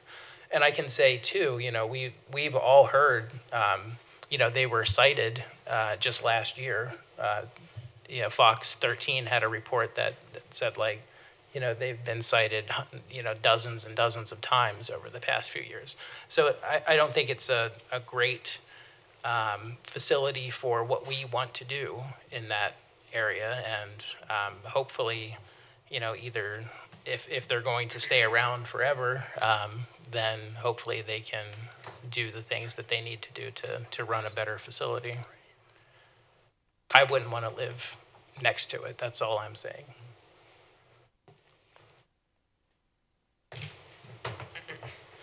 Any other questions or comments for Vendeline? Okay. Well, Dustin will not be on the marketing team for this sales. Well, I agree. I mean, the way to improve these areas and to, get rid of some of the higher crime facilities is to develop around them, and then that raises their value, and the next developer comes in. But for the meantime, there are going to be 106 units filled with people who are near a hospital that has a long history of violations. I mean, I agree with Nate. We have to decide what we want. We zone it that way, and then you let the market forces, drive it. It's either going to develop the way we want, or it's going to sit around for a long time, and then we have to reevaluate. Okay. With that, I would entertain a motion if anybody would like to make one. I'll make the motion, Mayor.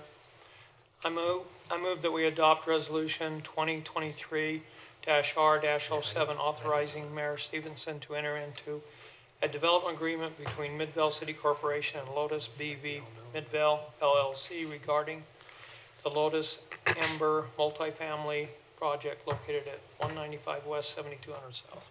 Second. Okay, we have a motion and a second. Any discussion? I'm still concerned about the parking, but I'm not as concerned about this because there's parking over in the UTA parking lot. If it's going to go anywhere, that is where it would be going. Do we know if, Matt, those townhomes right behind my house, they're next to tracks. Do we know if there's ever been problems with them parking in UTA and then UTA coming to them and saying, hey, don't park there? I haven't heard about any of that. I have never heard. So they either don't care or they don't. Either way. I don't know what they do, but I'm still concerned that we're not getting enough parking. Now, this one might be a little better just because it's right next to tracks immediately. So maybe there will be people that don't have cars and they want to use it, but I kind of doubt that. But anyhow, that's just a concern. Any other discussion? All right. We've got a motion and a second. Rory, will you call roll? Yes. Councilmember Glover. Aye. Robinson. Aye. Brown. Yes. Gettle. Yes. And Sperry. Aye. Okay, that passes. Thank you. Thanks, Vendeline. Moving on to our second action item, consider resolution number 2023-R08 regarding the execution of a right-of-way lease agreement with 4th Ave in Maine LLC and waiver of the associated annual rent for the use of bulb out located on the west side of the building at 7563 South Main Street, Midvale, Utah 84047. Okay. Yeah, it's about as long as the meeting has been so far. Heading. Felt that way. Anyway, thank you, Mayor and Council. At the end of last year, RDA staff brought before the Council for discussion this item, and we're now bringing it back as an action item to authorize the execution of the right-of-way lease agreement with 4th Ave in Maine.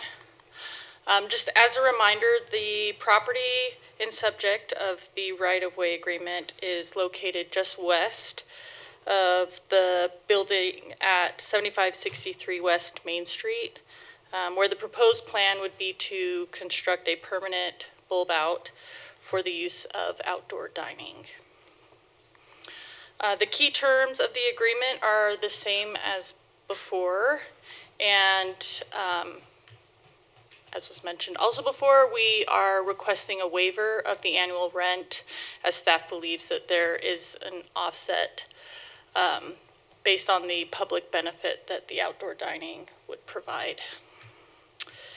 And then I just want to note that engineering is still waiting on the submission of a drainage plan, but that will be submitted with their documents as part of the building permit process.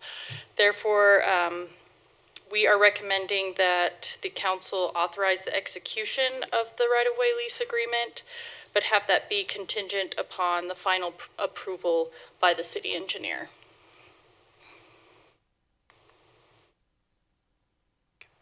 Questions or comments for Kate? I know it's been a while on this one, but I do still want to voice my concerns about pedestrians walking, and particularly cars turning right out of the coffee shop where the drive-through is. Have those concerns been addressed at all? If you go back to a few slides, you can see exactly where the pressure point is going to be in the alley there, immediately behind Between Tres Gatos and the restaurant. Yeah. So there are going to be people, hopefully, that's the goal, walking on the sidewalk, and those cars are going to have to come all the way out onto the sidewalk where pedestrians will be crossing to turn right. So if there's a car there or a series of cars there, whenever the coffee shop is busy, a pedestrian might have to stop and wait for, I would rather see pedestrians having the right of way, which they do. I see that as problematic there. I believe that when this was brought up before, and Rick, maybe you can come up. Yeah, he had discussed putting in a mirror to increase visibility, and while that's not in the plans here, we can make sure that that's a part of the proposed plans that are submitted for the building permit. And where exactly would the mirror be? Rick, if you're going to talk, will you come up to the microphone? And just state your name. Rick Service with 4th Avenue in Maine. Kind of hard to see exactly where it would be right now, that is something that, like, when I get the construction documents drawn up, that'll be part of the stuff I'll talk to the engineers, because they have, things where they will put it in the right place. But, I can see it being on the side of the coffee shop where someone could look right here and, if you will, to their left and see what's coming to the right, I guess. Other things that there will be, there is right now even, but we'll put a caution, a slow printing on the ground as well. And there really is a point of view that you can see actually pretty well when you come out from the coffee shop. To the left, you can see through the pillar of the coffee shop and onto the sidewalk. And to the right, you can see through that, the steel column that holds up the canopy for the patio cover on the building to the right as well.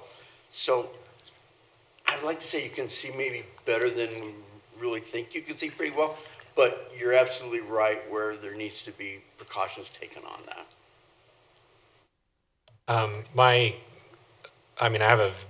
I like the idea of it, and I think it has a very pleasing look, but I think 3 parking spots for a barber shop and a restaurant seem pretty aggressive. And I like, as someone that had to use a scooter for like 6 weeks, I didn't realize how unfriendly access is for people, in wheelchairs or something along those lines. And I mean, where would parking for, that go, accessible parking? If we ever develop the basketball court, which at this point seems almost like a running joke, right? Like to the north, I mean, there'll be like no easy parking. At least the on-street had some options, and now there's none. Yeah, the thought is that it will take up 2 parking spaces that are existing there. 26, 27 feet Yeah. by about 9 feet, something like that. Yeah, you know, I mean, there's no question it does take up a couple parking spaces, and I can't even, you know, pretend like it doesn't. And there is a parking strategy that we're going to put in place for Main Street, which is phased, but we have mentioned that there is public parking across the street at City Hall and then near the senior center. And hopefully sooner rather than later, we can get some sort of parking plan for the back area behind the senior center. That's just a lot of distance to travel if you're on wheels or on crutches or something along those Yeah, lines. so is the question then, I mean, if we have this parking strategy that pulls the cars off the street and you're parking behind Main Street and accessing it, we're still going to continue to have parking on Main Street? Is the question maybe that we have more handicap parking on Main Well, Street? Because we could designate I spots don't, on I the mean, street. that's like a bigger, broader discussion point. I'm just saying for a barber shop and a restaurant, 3 parking spots in the back is aggressive, right? And I think, you know, we'll see what that looks like as far as everywhere else goes, you know, but I don't know if it will be a long-term, it just might make parking here busier or something along those lines, and I don't know if that's great or not. I guess we'll find out, but I just don't think, I think removing essentially half the parking spots for a spot that already has limited parking is a scary proposition. I like the idea, I said aesthetically. I don't know how it will look because we haven't done it yet, but I'm just worried that it could cause, you know, people to not go to like Bernie and Bros or something along those lines because like, oh, where am I going to park? You know, it's not close. You know, I wonder if I could use this as a chance. I've talked to Kate about it. If the city, it would be really nice if we could, you know, if we're allowing people to park across the street in the city parking, if they could have some type of sign or something that could tell them that it's available. I just from conversation that I've had around that, you know, nobody really thinks that they can park in the city parking spaces. You know, it's kind of think, oh, am I going to get a ticket if I park there or something like that, you know? And of course, nobody really thinks that, but if we could show people that there is parking available there with a sign, neon lit, you know, it would help. I think a sign that says public parking is probably all you need. Yeah, I like that idea. I mean, I think on one hand, I see what you're saying, Bryant, that, you know, you're taking away almost half. And on the other hand, when I look at Main Street, we have many parking issues. And I think taking away 2 is not going, I don't know that it's going to make or break anything. But I think this is a great opportunity to activate the space. And I will say, as somebody gets my hair cut at Bernie's, and I have talked with them, and they've not realized. And when I say your customers can just park at City Hall, it's fine. And I know that it's an issue for those businesses. So I do think having a basic sign to say that would probably be a good thing. Yeah. Do we know or have any idea just how busy the drive-through is? Honestly, I can't get over the safety issue of it. So, you know, as it stands now, I'll probably vote no on this just because I think the way people drive, and we all know this, is when you're turning right, that's where your head goes. You're going to be looking this way, and you're not necessarily going to be looking for pedestrian traffic coming. And that's not even to say people are going to be coming down the sidewalk from both directions. So you have this double stress point that I think the bulb out is great, and I love the function of it, but at this particular location, it creates a hazard for me that's not addressed anywhere in this proposal. And I think the fact that we are also leasing, or we're basically leasing it for free to this, does that not put the city at some sort of extra liability because we are the ones who leased this property for this purpose? Well, we're at liability if anything happens from the sidewalk to sidewalk, so. But I'm wondering if this creates an extra special. It's really not. I mean, you're looking at it and thinking of a bulb out, but in most other areas of the city where there's a drive-through or where there's even someone coming out of their driveway, they're typically crossing over the sidewalk, and then there's a park strip there. And so oftentimes the trees and the things present the same thing. So this really is a very common movement, and I think the fact that I've never seen a movement like this, especially when you consider there's a bulb out on both sides that's going to obscure traffic. Now, I understand the only way out of there is to turn right, which is great. I'm glad that you're not able to turn in either direction, but I still just, I don't think that this is necessarily thought through I would correctly, because if in nowhere in here does it mention pedestrian safety at this particular location, and when I look at that as someone who tries to walk the city as much as possible, I see this as a very stressful point for pedestrians, unnecessarily so. Dustin, help me understand. I see an issue coming out of there right now. I guess I'm not understanding how having this bulb out, because right now if you're in the driveway there and if I'm thinking I'm there and then I'm going to pull out and go right, if anything, I'm going to be going faster over that sidewalk. If now I have to come out to the end of the bulb out to get a closer view of what's going on the street for cars. Yeah, well, that's just it, Mayor. It is a problem now, and everyone kind of knows that it's a problem now.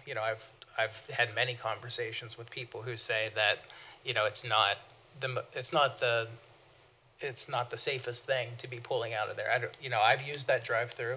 I'm sure several of us up here have used the drive-through. It's not, it's not a normal maneuver that, I find in other cities. So to now extend the bulb out, the problem that creates is now the car has to go out even farther before there were cars there. I mean, cars parked there. So, I mean, the movement really isn't any different. In fact, it could I be would even say more that, open.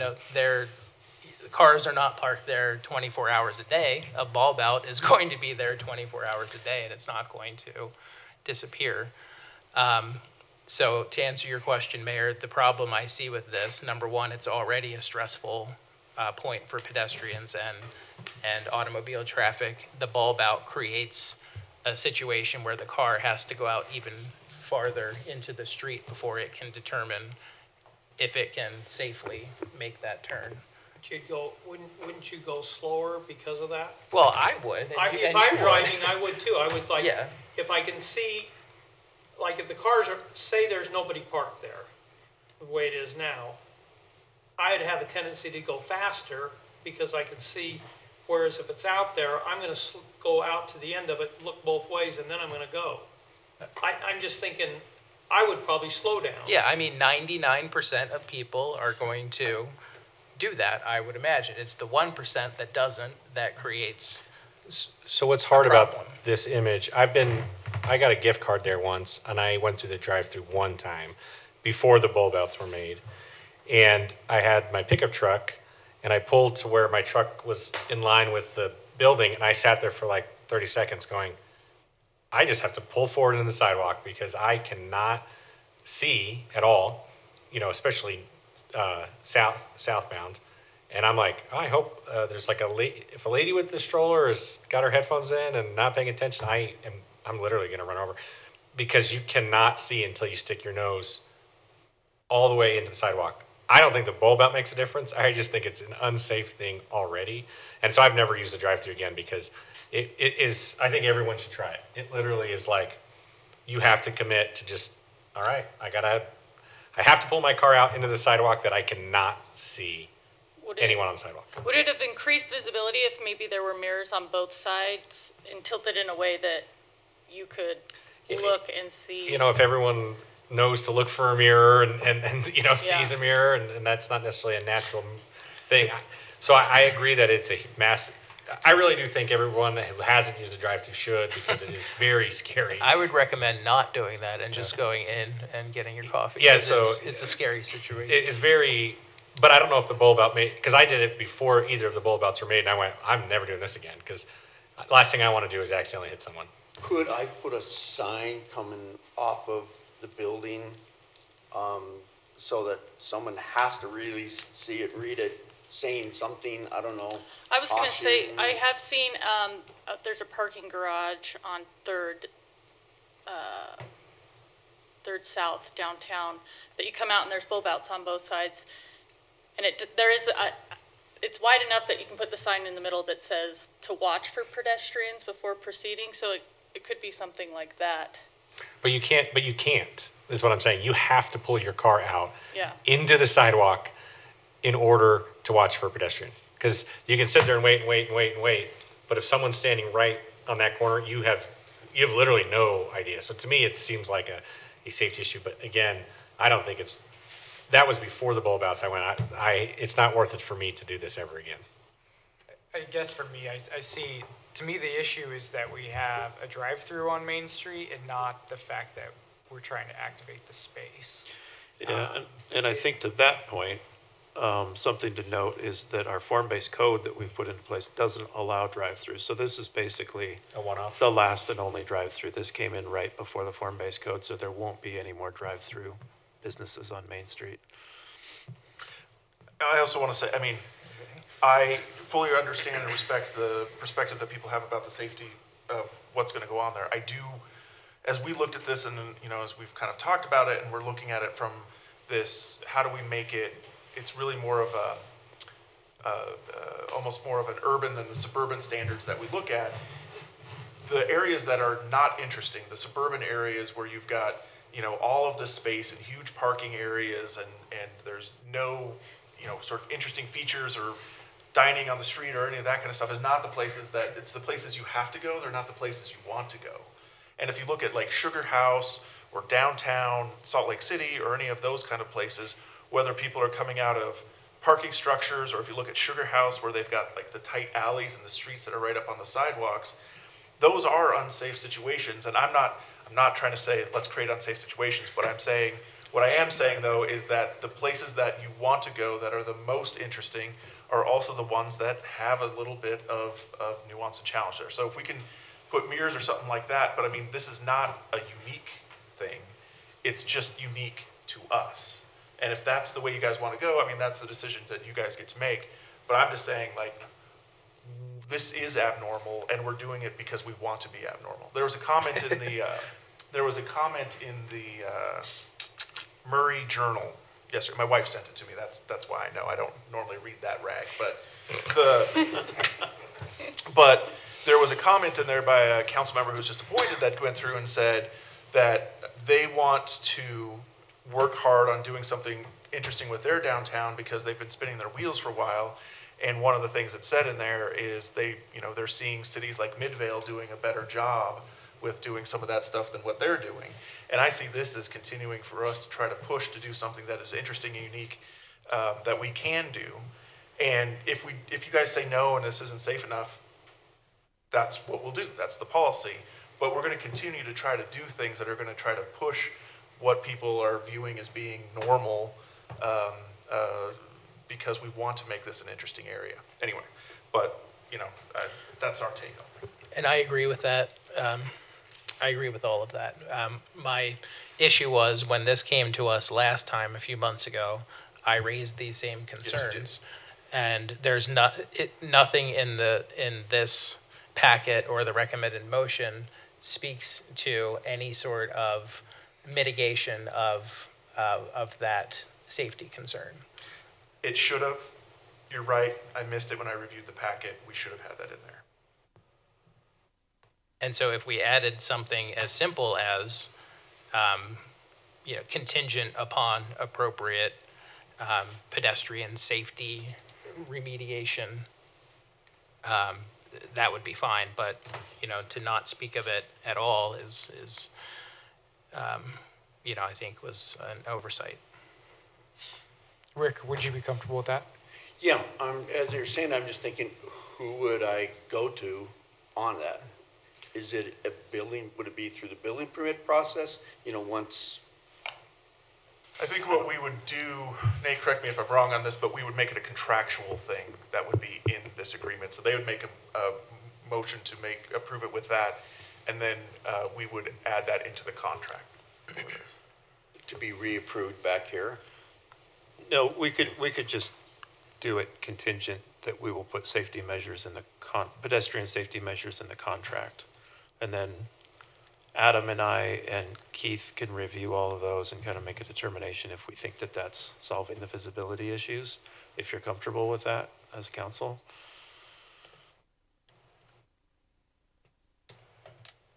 I mean, obviously, anything we can do to make it safer is great, because right now, even if we don't approve this, it's still dangerous. Yeah. I mean, the bulb out is not the issue, it's the safety. It's So how if we can close the address building the is. safety and do all we can, I mean, I can think of a few things that could be done, but we do need to address the safety if that's the problem, not the bulb out. Yeah, my initial comments about the parking weren't necessarily negative. I just don't know how it's going to end up, right? Like, I don't know if there's going to be too many people parking here with enough things, and then I just don't know. And it'll be interesting to see how it plays out. And I think it looks good. And I like the idea, so I think we should insert some sort of safety language and just move on with it. But I would challenge Dustin to make that motion, so I don't have to. Thanks.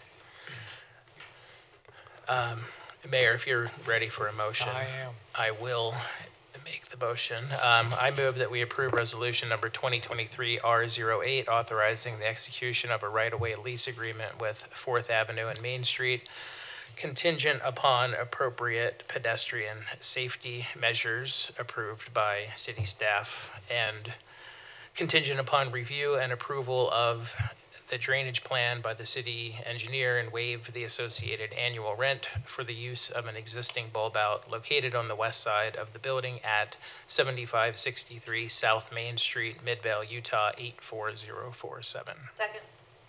We have a motion and a second. Any further discussion?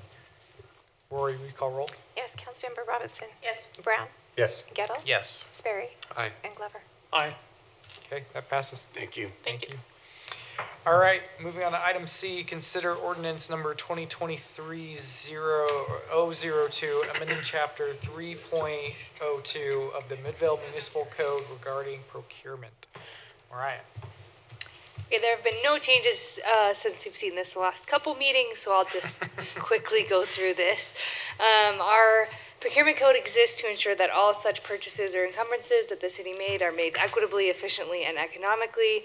I believe Midvale staff works diligently to follow our procurement code, but efficiency is limited with the code as it's currently written, and these updates are to make it so that we can be more efficient. So for our threshold changes, we removed the names of the thresholds. They were minor, small, and large. Now we are just going to refer to them as kind of what they require. So currently, purchases that are made with as much competition as is practicable under the circumstances, which basically means we should check the internet to make sure that we're getting a good deal or those kind of things, moving from $3,000 to $7,500. Things that require informal bidding procedures, which are quotes, moving that was between $3,000 and $25,000. We're moving that to $75,000 to $50,000, and then the formal bidding procedures, RFPs, those things from $25,000 to $50,000 is what we're requesting. We're making some changes to exceptions, which are expenditures that can be made without the formal and informal bidding procedures, regardless of the amount. And the changes we're making to that is updating the professional services exception to add examples and adding examples, so just including things like audits and legal and things like that. Add an exception for state or federal funds, so that we will follow their purchasing requirements if we receive those funds. Adding an exception if we get a gift or a bequest, so that we don't have to follow purchasing with that if that was a part of the gift. And then an exception that adds a compatibility of parts and training. And then last meeting I talked to you about this, but we've changed the the process with pre-qualifying vendors, not really the process is the same to pre-qualify the vendors, but once they are pre-qualified, we will allow the informal bidding process to be used with that set of pre-qualified vendors up to the state thresholds as they are set in the state code. And then other changes are removing all parts of the code that are related to the CARES Act expenditures, replacing requirements to post formal bids in the newspaper, to posting on our procurement platform, removing the public opening of bids. Our platform does that in a way that we don't require that anymore. Changing the evaluation of bids to include the procurement officer as a facilitator, not an evaluator, as they are often not a expert on the matters which are being evaluated, and then just clerical clarifications and changes. Any questions? Oh, I didn't put the motion at the end of this, sorry. Questions or comments for Mariah? Okay, with that, I'll entertain a motion. I know that we've talked about this one quite a bit, so. Mayor, I move that we approve ordinance number 2023-002, amending chapter 3.02 of the Midvale Municipal Code regarding procurement. Second. We have a motion and a second. Any discussion? Rory, will you call roll? Yes, Councilmember Brown. Yes. Gettle. Yes. Sperry. Aye. Glover. Aye. And Robinson. Aye. Okay, that passes. Thank you.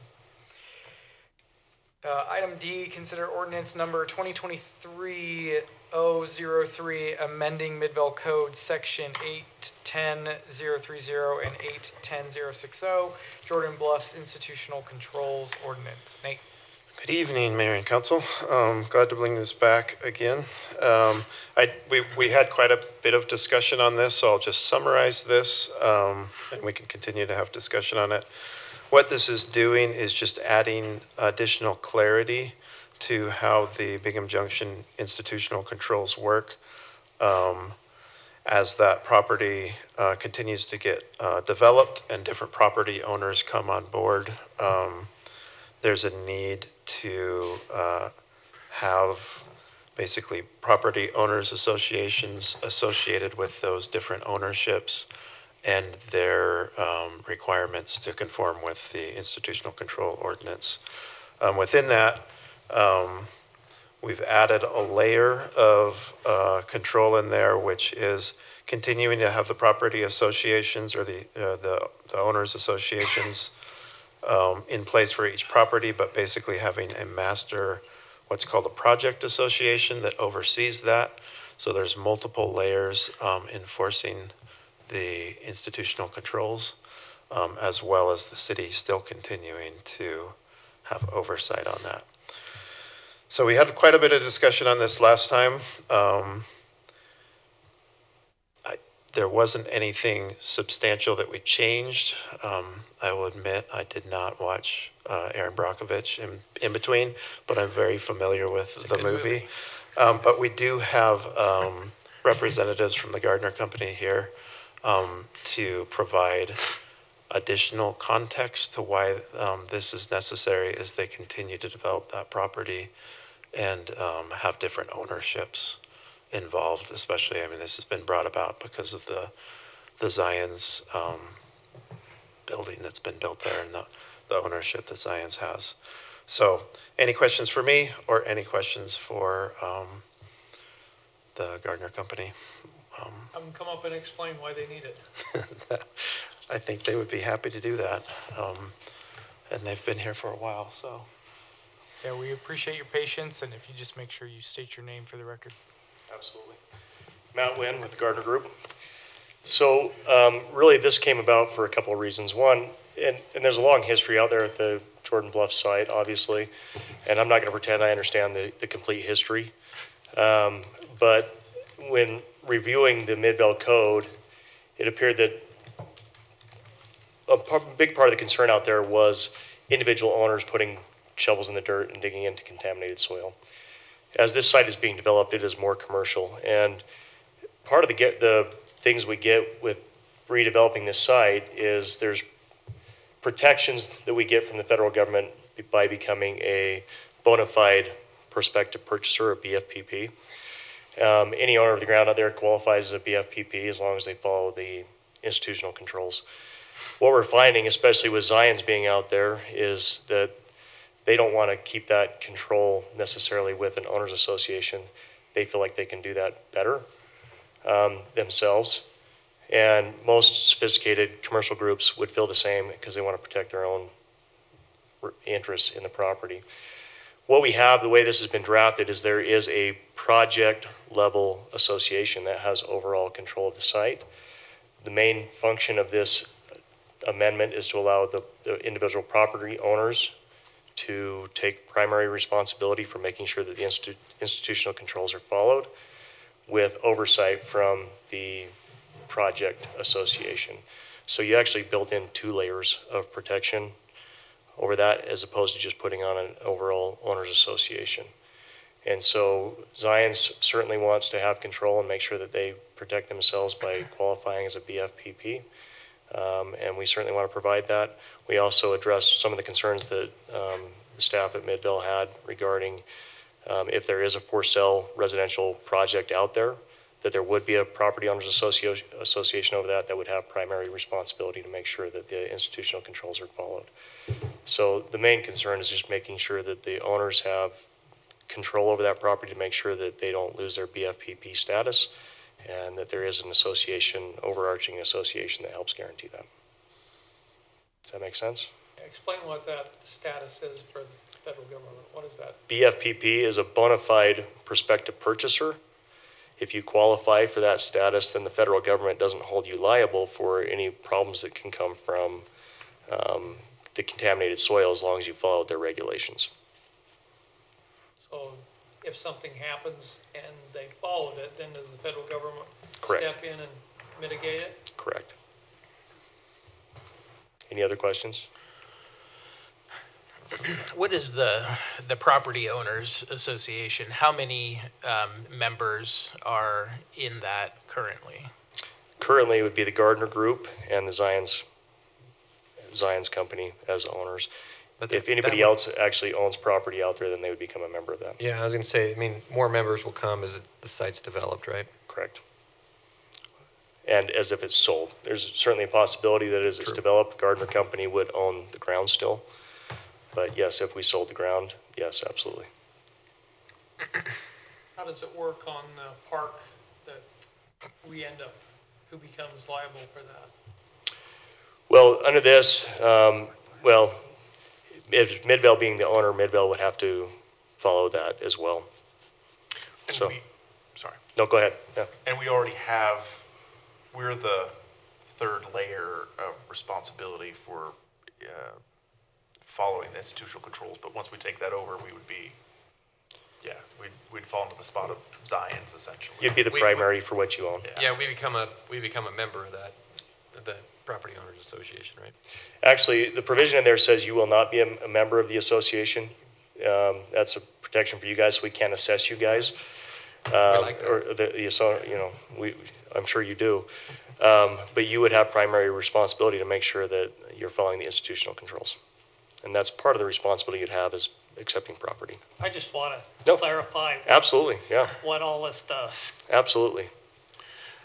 My concern that I mentioned at our last meeting was, sometimes whenever you get a lot of different moving parts in an enterprise like this, that can lead to things slipping through the cracks even easier, because there's just, oh, I thought you were doing that, or I thought the, Gardner Company was managing that particular parcel.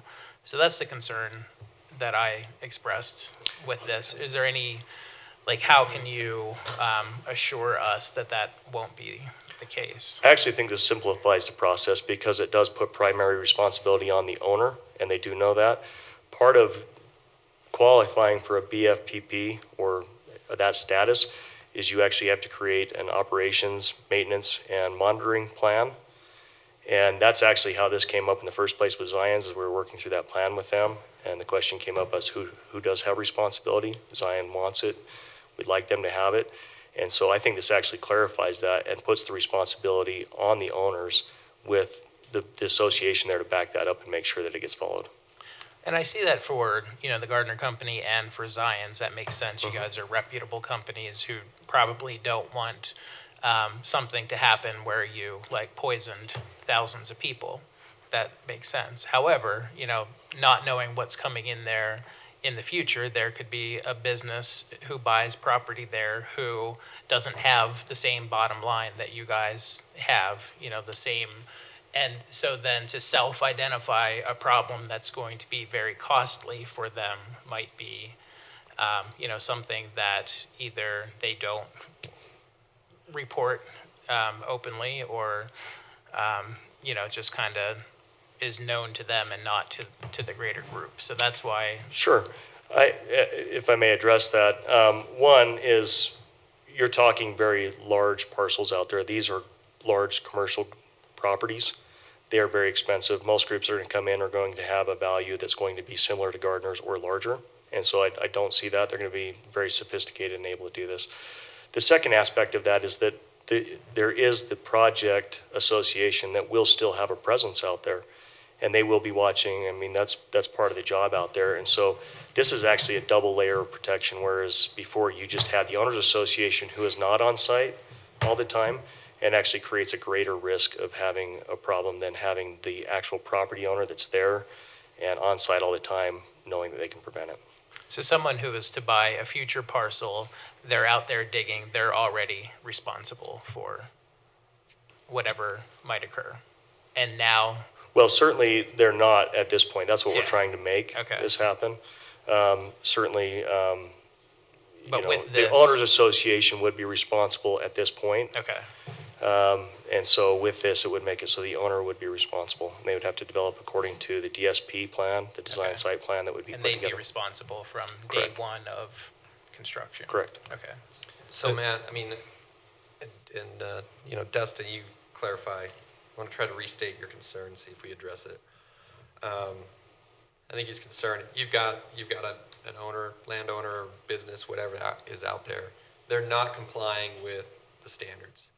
And I know in the document you've got here, the project association, if they learn that somebody's not complying, they can then force them to comply, right? But is it more of a passive, hey, if we just happen to learn about it, or do they can they be proactive, and do they have authority to go in and, inspect or, ask them to report back? Certainly, the association does have, they can be proactive about this. It's not just a passive. And as a matter of fact, right now, without doing this amendment, that's the only thing you have is the association, whether it decides to be passive or, more forthright with their efforts to do this. That's the only layer you have at this point. And so by putting this additional layer in, you're actually creating a better situation. But yes, we can go in there and proactively try to resolve that. My only concern is, it's nice to say oh, at this time, these are big parcels of land and a big company would purchase them. That's worth, the same as Gardner or larger. But as we've all seen here, land doesn't necessarily develop as quickly as we want or when we want it. Mm-hmm. And then plenty of people come in and ask to subdivide. So they buy a property and 5, 10, 20 years later, they're like, hey, now I want to divide this property up into 3 properties and sell them off, or 4 So even though your response is, hey, these are big properties, that are expensive and only these huge companies would buy it, that's sort of the economic situation at the moment, but it doesn't seem like it's turning over quite as quick as maybe we thought. And what's stopping, a parcel being sold off and then them coming in and asking, to subdivide it into, 4 parcels, and then that owner, tries to subdivide that down. And next thing you know, you do have a company that is a lot smaller, so they're either not sophisticated enough to sort of monitor or check, or they're worried that the cost would be prohibitive for them, and they, on purpose, fail to disclose. And you're saying that the association can be proactive, but unless it's like a must, I don't know, like they have to be proactive, then that's still just sort of relying on, Well, I think if there's an issue, the association's liable, right? Yeah, we're taking on the responsibility for that as an association, but regardless, I think the way you're looking at it, you're right. theoretically, that could certainly happen. You guys have some control over what happens with how that's demised down and what that can ultimately be. Certainly not in the gardener's fiscal best interest to divide it into small properties and just sell land. This is more of a development play that would be more beneficial to us. So the likelihood of that happening is small, but certainly there's always that possibility. But right now, if you do nothing, you don't adopt this, you're still stuck with just having an owner's association. Even if you have an owner there, then you at least build in another layer and you have an owner's association on top of that to help enforce that. Yeah, Brian, I mean, if I'm understanding this right, the scenario that you just stated could still happen. If we don't adopt it, it can still happen. But we've only got the association that is taking care of everything. By adopting this, you've got now a property owner, the property owners association, they're taking care of it, and you've got the project association as oversight, right? And so it's not just the one, you've got, kind of two sets of eyes. And you always have Midvale City as the third layer there. Yeah, and I get it. You got the concern that Dustin brought up. Well, hey, if this person thinks that they're taking care of it, then this one's not going to really pay attention, right? But really, this one should be doing it, and this one's overseeing it and making sure it's getting done. There's enough risk on this property when you're talking about dealing with contaminated soils and redeveloping this area. It's in everyone's best interest to make sure that these things are followed. Certainly, an owner's association, and in the future, if we decide to sell off all the land, Gardner's not even involved in that anymore. You have an owner's association that's run by just individual owners out there anyway. And so right now, I see this as a step up in the ability to try to make sure that the institutional controls are followed and that things are protected. And I totally agree. It would be nicer if it developed quickly, so I know that it will mostly be, what you're saying, because although you say small, I've only been on this council 6 years, and our fire department subdivided their property into 3 lots that I have no idea why, right? And I'm like, hey, why are we doing this? And no one really knew, right? Yep. And there's not really a reason, in my opinion, but we like approve it, move on, and I've seen plenty of weird, either subdividing lots or combining lots that nothing would surprise me. Sure. So the quicker the better to alleviate that. We're with which you on that as well. Probably agree on, yes. We'd like to see it develop a lot faster than it is. So. One last question. Are there mandatory reportable incidents that anyone who would buy a parcel there would have to report to the broader POA? For instance, I was surprised to learn in our last discussion that during the construction of Zion's that the cap had been pierced at least once, maybe more. Is that something, and I say this too, I lived in Parkview, right across the street for 2 years. And, not knowing that, I guess it's good I didn't know that the cap was pierced during that construction, because that, it's just something that people worry about. I know people who live there who worry about the construction that's blowing dust onto our balconies. So are there any mandatory reportable incidents that the POA would be required to learn about? Well, so not necessarily the POA, but certainly to the EPA, which is probably more important than than the owners association. There are a lot of levels to this. There are so many documents that govern how this property can be developed. There's the site management plan that's been in place for a long time and redone. Each project has to have its own DSP, a design site plan, which governs the specifics of how that's done, how to deal with mitigating dust and things like that to make sure that there's not a lot of issues. But no, not reportable to the owners association, but certainly to the EPA. And then the other level you guys have is you have Billy with Midvale City that's out there all the time working with a third party environmental group like Kleinfelder or Terracon to make sure that those things are being addressed.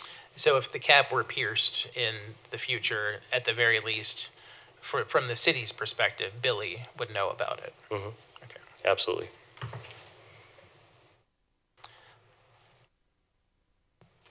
I think we have to acknowledge some of the construction that's going to go on there, they will pierce it, right? It's going to have to because, the cap is not.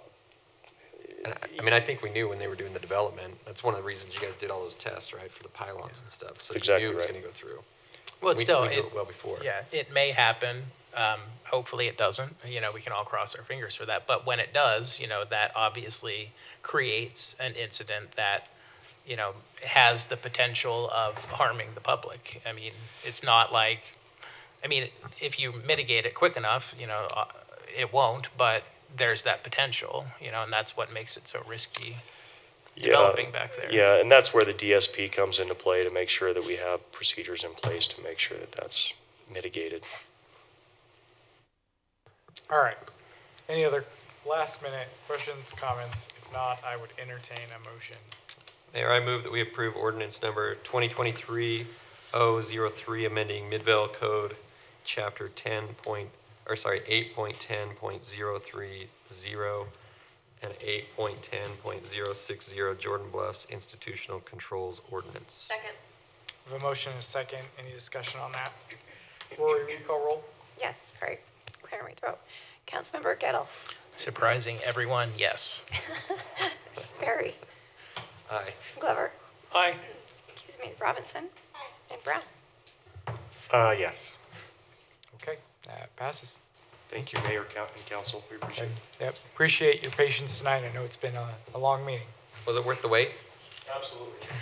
Thank you for clarifying, or at least Wait, discussing. Joe got and clicked his heels. It's mostly for knowledge.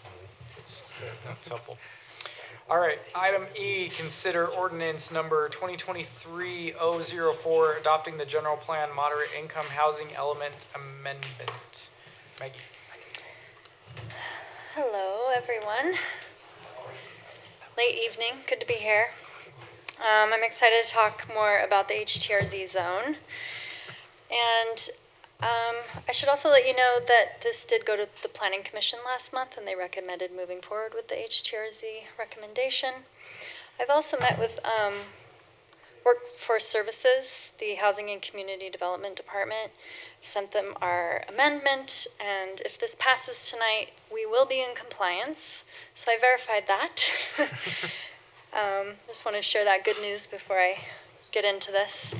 I'm going to try, because we talked about this, because this was a discussion item at the last council meeting, I'm going to try and summarize as much as I can, but please ask questions and jump in. I want you guys to feel comfortable about the HTRZ zone. So again, this is part of, this is a discussion about our moderate income housing element, which needs to be amended to be in compliance with Utah State Code. Again, this was the element itself was adopted in September of 2022. And there are two strategies within the code that we have to select because we have fixed guideway public transit stations. So we've already included the station area plan as a strategy, which, as some of you spoke about earlier, is in progress. But we must choose one of these other three strategies. One of them is to increase higher density by amending land use regulations. The other is to eliminate or reduce parking requirements. And the last one is to create a HTRZ zone.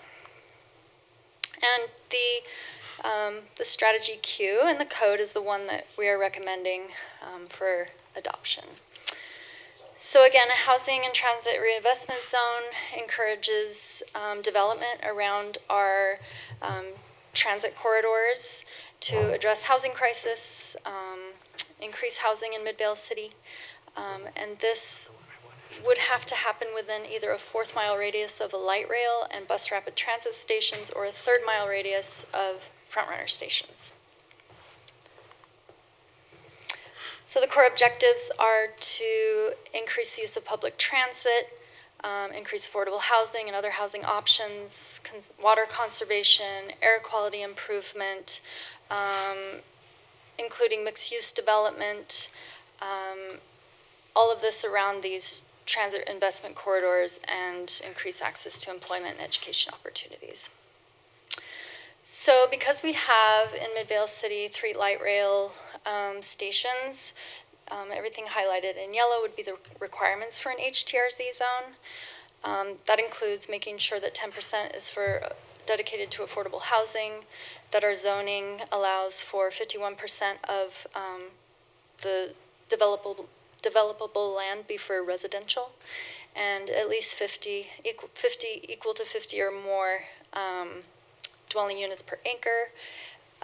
Mixed-use development is required, which it sounds like that's something that you all are very interested in, so that's a positive.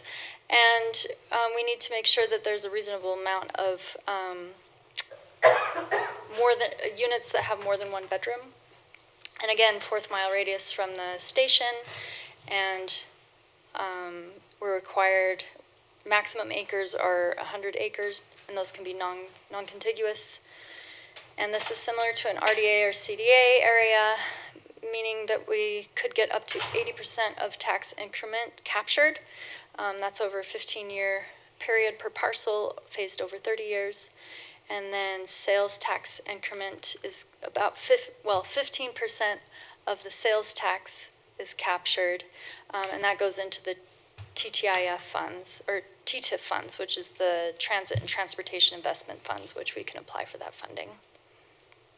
And because, again, we're only required to select 5 strategies, but because we've done more, we could get priority funding for the TTIF funding. So some other elements are that there are only 8 HTRZs per county. All taxing entities are required to participate and participate equally. Gap analysis is required, and all the zoning changes within the HTRZ zone that we all establish must be made before the HTRZ is approved. And that would include mixed use and these percentages of use for housing. So again, this is the Fort Union Station is we have 3 stations, but this one we feel is the best for an HTRZ zone. There's a lot of great developable land. It's a high crime area, so like Nate said, we can develop our way out of that. HTRZ gives us a financial tool to implement, similar to RDA and CDA areas. We've already been looking at this area as a community development area, so yeah, this would be our recommended or a potential HTRZ zone.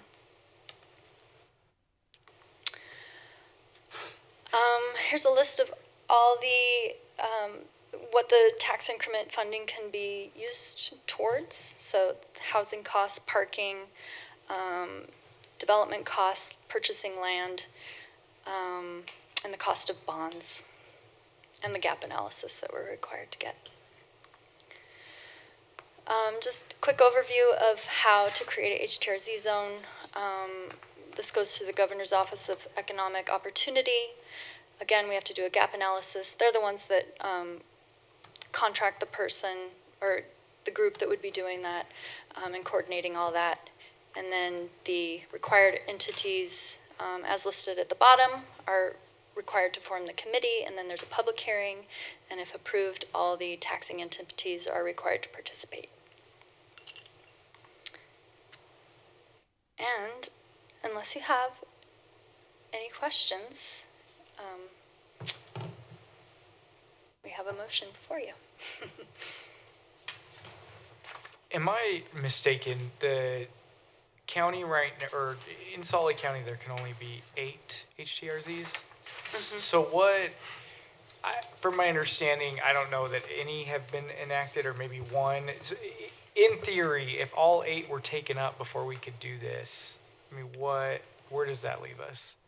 That would leave us under the current legislation without the ability to do one of these. They did put that cap on there based on the county wanting the county giving away their ability, not that they had a choice, but giving away their ability to say whether they wanted to participate or not was a hard point for the county. So they said, could you put a cap on this and limit the amount? Part of that was that helped the county with it, but another part of it was they kind of wanted to see how these worked. And so there had been even some discussion of, do we raise the cap? And they said, no, let's not raise the cap now until we see how these all develop. If they accomplish the goals that they want, I think that the legislators who put this bill in place probably would want to increase that cap. But that's kind of why it was put in place in the first place, is the county just felt like we don't want these just randomly going everywhere. We kind of want them to be strategic, and is this, what do they call it? The board that's formed, the committee that reviews those, knowing that they have a limited amount, kind of want to maximize that these are the ones that you want, because you could get into really small areas just for a single developer. That's not what they want. They want these to develop a whole area around a station plan. I mean, it could be specific, but it shouldn't just be one-off sort of, we're going to create an HDRZ here and we're going to capture that increment just for that development. That's what they don't want to have happen. They want these to be very much more planned out. And Cody just reminded me, I didn't specify this, but that is just for the light rail. So only 8 HTRZs around light rail stations. So that doesn't include commuter rail, HTRZs around commuter rails or the bus rapid transit stations. That's just for 8 light rail HTRZs in a county. So I recognize it'll probably be fine, but again, in theory, we hit 8 before we get there. Does that leave us open to being penalized at all to say, well, this is the one you chose, but now you can't actually do it? I think so, but we would have the opportunity to change what our goals are at that point. Or that would be a good justification for going back to the legislature and saying we want to do. And I know the legislature, I know there's been talk about if there is shown interest, then they're interested in raising that number. Yeah. So again, I know that all of this is theoretical. But I think, yeah, you guys are really putting out a bunch of these like hypothetical situations we're trying to address. But yeah, that could happen. 8 of these could happen before we got to ours, and then we wouldn't be able to comply with our housing thing, and so we would have to pick one of the other options or ask the legislature to do something about it. Yeah. But And I could get even more clarity on that because we're only required to have 5. This would be our 7th, so I can also get more clarity on if something like that happens. But we do have to have one of those 3. That's a Oh, requirement. yes, thank you. Yes. Yeah, yep.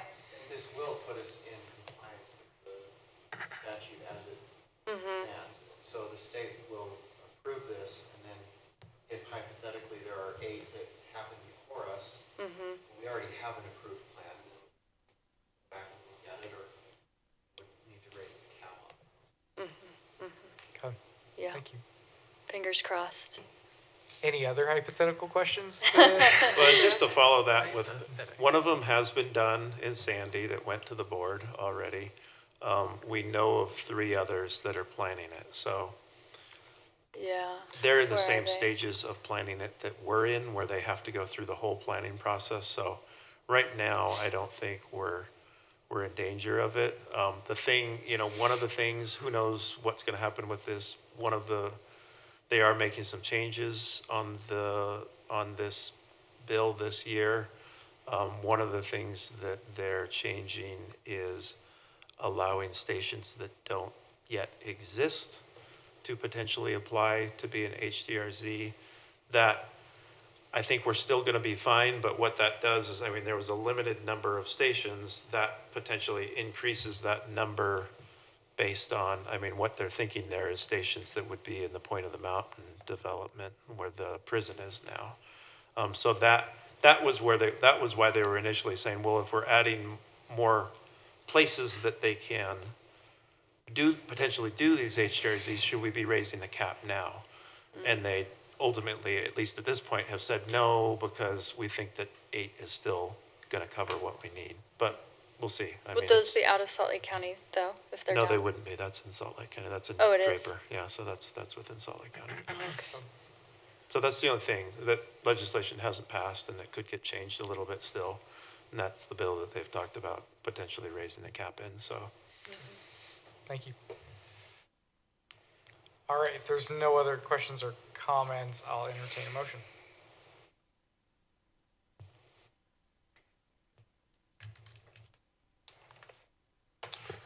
I can't go to it. Mayor, I move that we approve ordinance number 2023-0-04, adopting the general plan moderate income housing element amendment. Second. Okay, we have a motion and a second. Any discussion on that? Rory, will you call roll? Yes, Councilmember Sperry. Aye. Glover. Aye. Robinson. Aye. Brown. Yes. And Gettle. Yes. Okay, that passes. Thanks, everybody. Thanks, Maggie. All right, let's discuss campaign finance policy. It's only 10:08. We've got this. All right, good evening.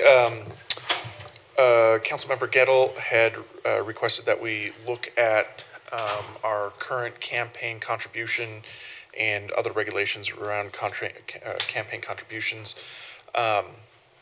As part of that, we did some research into both what the state requires and what other cities are requiring with regards to that. So just a quick summary real quick. The state, as it pertains to campaign finance, campaign contributions, has pretty limited language. Basically, it says that a candidate cannot receive more than $50 in anonymous donations, and that's about it. Most of the requirements that the state have to do with how you report on the funding that you receive, but it does say in state code that cities can make more restrictive requirements than what the state does. Right now, Midvale does not have any additional restrictions beyond what is required by the state, and that does seem to be the common thing throughout most of the cities we looked primarily in Salt Lake County. However, we did find that there are examples in other cities of some additional campaign finance reforms. One of the more common ones is to just say that you cannot accept anonymous donations. And then one thing I forgot to mention is in a lot of these where you receive more than $50 in anonymous donations, or if you receive more than a certain contribution limit, usually the remedy for that is that you are supposed to either donate those funds to the general fund of the city or to a nonprofit organization. Beyond that, there are several communities, Taylorsville, Ogden, Salt Lake City being examples of those cities, where they do have campaign contribution limits for the various offices. Essentially, what I saw in those cities is that it ranges from a $1,500 limit for city council members, I forget which city that was right offhand, to the largest in Taylorsville, the maximum contribution was $7,500 for the mayor in that city.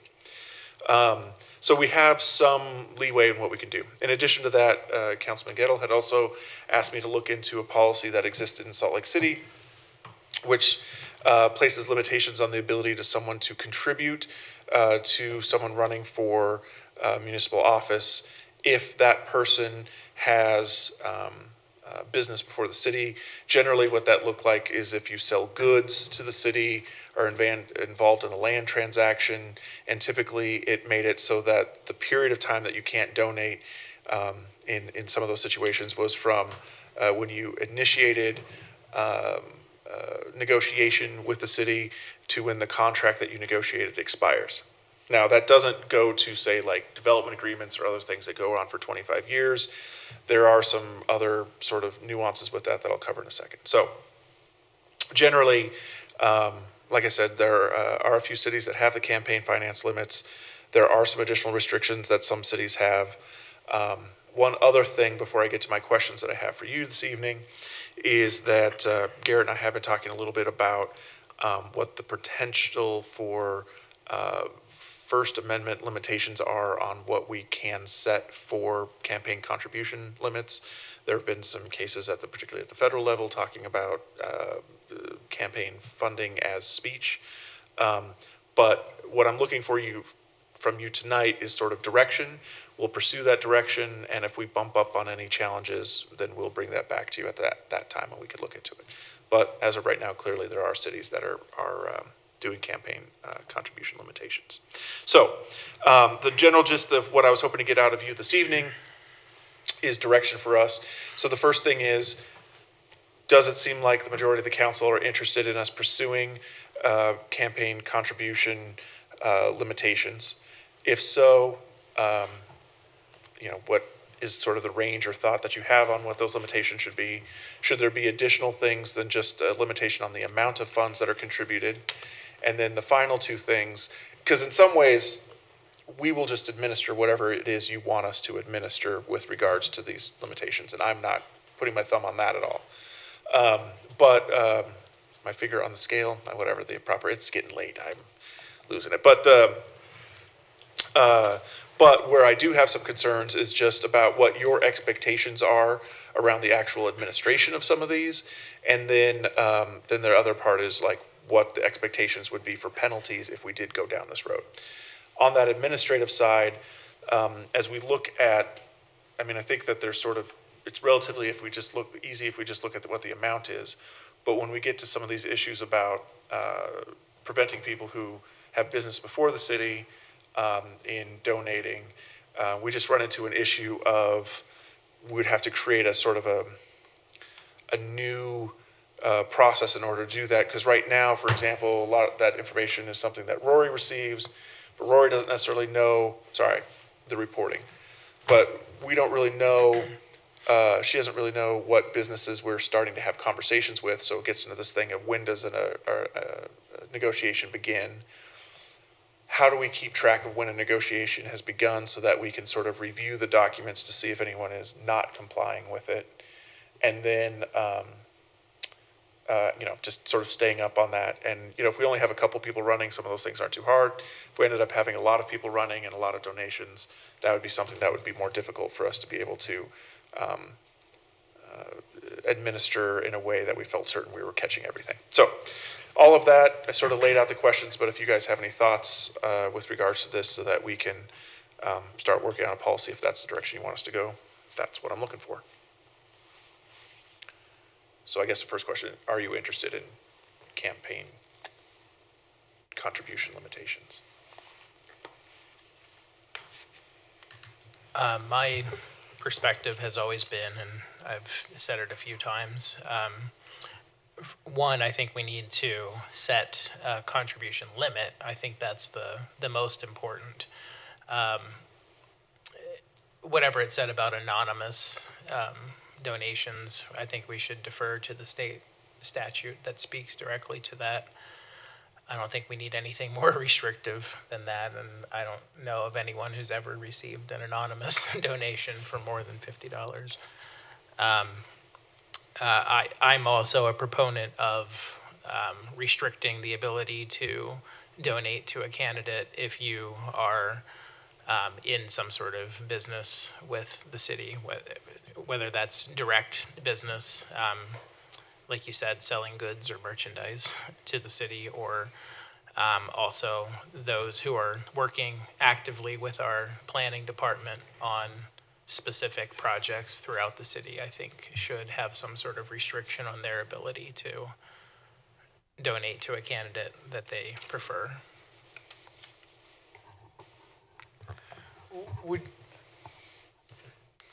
I guess my concerns, and again, whatever, it doesn't matter to me, but bottom line is say you want to have businesses throughout the city support you. They do business with the city.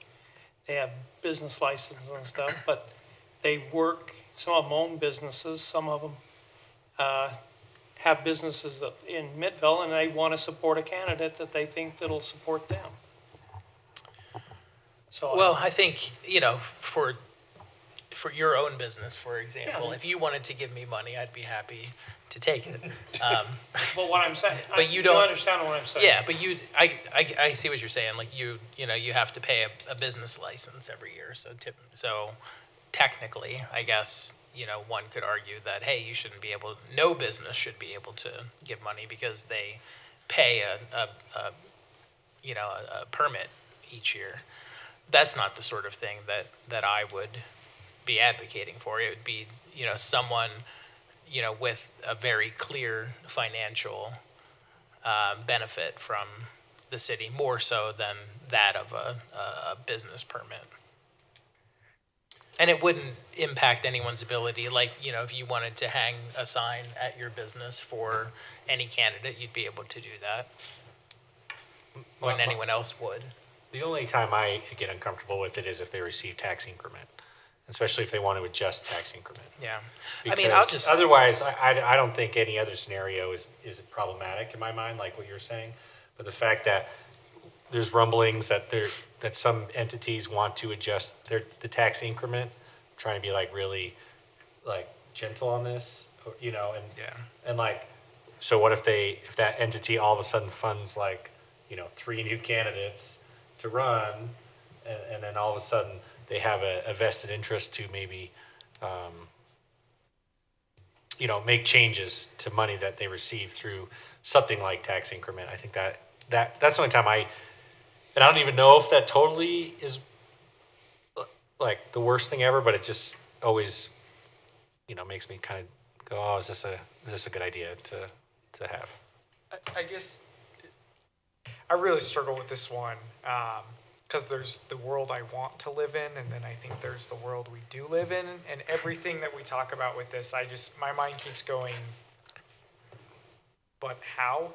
I mean, ultimately with we can say we want to do whatever we want, but if we can't enforce it and truly, I could go and say I raised $5 and really raised $20,000, and unless we have a way to audit my campaign bank account, I mean, there's no, like, I can tell you whatever I want. But if you did get caught, that would be a crime, Yeah. right? And you would. Don't do that. The mayor's not advocating. Like, isn't that like I'm just like saying a we pretty don't serious offense? We don't have somebody on staff here though that is doing that. And then when I think of again, ideally, I like the idea of if the city has a contract, then you can't do it. But then I think of when I was running, and I wouldn't have been able to tell you who the city has a contract or doesn't have a contract with. And so the only way I'm thinking of this is you post on the website of here's who you can't take money from. But then I also, let's take Gardner Company. And Matt here said, not you, Matt, other Matt said he works for Gardner Group.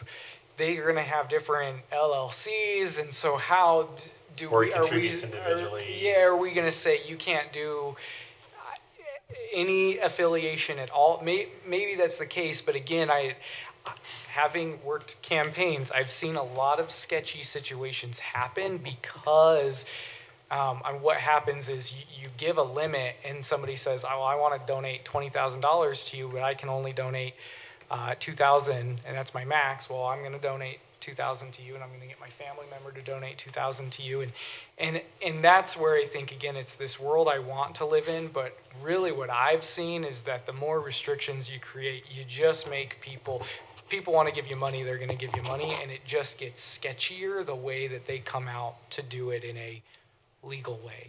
Along those lines as well, my fear with the more restrictions is how many people that will prevent from actually getting involved and running. Well, I disagree with that respectfully, Councilmember Robinson, because I think, just as an example, 4 or 5 years ago, the Gardner Company donated $5,000, I believe it was, to Mayor Hale, who was running for election at that time. And I raised concerns at that time and said, this shouldn't be allowed to happen. They had significant business before Midvale at that point, and to put that amount of money in such a small city's mayoral campaign was, to me, outrageous. But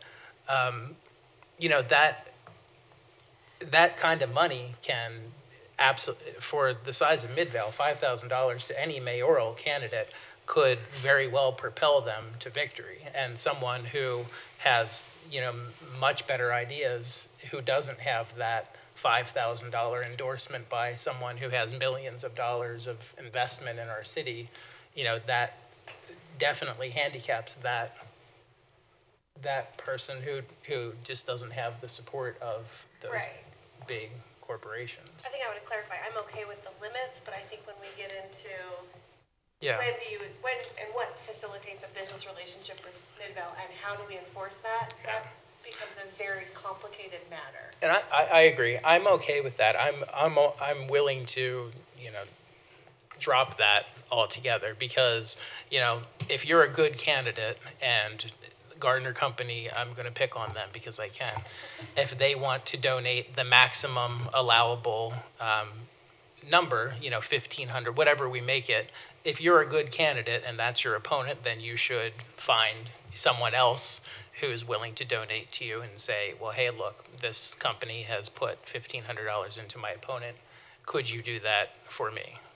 And as long as you're at the limit that we set, then that's a fair playing field. But if it's unlimited and any company can just give one candidate, thousands of dollars, I don't think that that's fair. And I think that, to speak to Councilmember Robinson, I think that's what drives people. The cost of campaigns, even in Midvale, a relatively small city, the cost of campaigning really does prevent people from running for office. And I would like to make that a non-factor as much as possible. Is there anyone right now that is opposed to staff pursuing the drafting of a policy on this topic? I have a different thought as well. Is there, instead of putting it on a sort of the person running for election, so to speak, and maybe Dustin wants it broader than what I'm thinking, so maybe this isn't a great idea, or illegal, I don't know. Is there a way to make a stipulation if you receive tax increment, for the time you're receiving tax increment, you cannot donate to a campaign fund, right? Because then at that point, it's like, it's not really, that would really limit, sort of the scope, but then they wouldn't be able to impact, elections when they could have a very large benefit for 20 years from the city, right? That might alleviate some of Councilman Gettle's worry, right? Because it's not, and Councilman Glover's, because it's not like, I don't think he's getting tax increment at his establishment. I wish I was. Right. But then it would at least make that not appear interesting to some people that would go, oh, that's interesting. They donated $5,000. We actually haven't even approved anything on the cap yet, and then we're setting up EPA organized news stories again before it was approved, and so it kind of had a weird motion, and maybe that was a one-off and unintentional, but I don't know if that's how we should be appearing. So yes, so I think I know the directions, but I just want to make sure I'm clear. So was there anyone who was opposed to us pursuing this policy? Okay. Second part was, I just want to be clear that I do support campaign contributions. I just want to make sure that it's realistic, however we do it. I would support an overall cap across the board. I would say that the more restrictive it is, the sketchier that again, if somebody wants to give, you're just going to create worse scenarios. So I would say have some generosity within that number. And I'm fine if there's a legal way for us to say if you have increment, I'm fine with that. I still have concern over, I've got some weird LLC that I'll just give to you through, but. And that's, I get that too, and that's fine. I mean, obviously, loopholes can be shady, but as long as they're legal, then that's fine. So if someone who receives tax increment can't, but then a private individual can, we can't, as much as we may want to, we can't limit an individual person's ability to donate. Like there'd be nothing to stop those 5 people that were here, asking But to on their personal, paycheck. Yeah. But if they wrote a check from, KC Gardner Company, then that would be something I think we could scrutinize a bit more.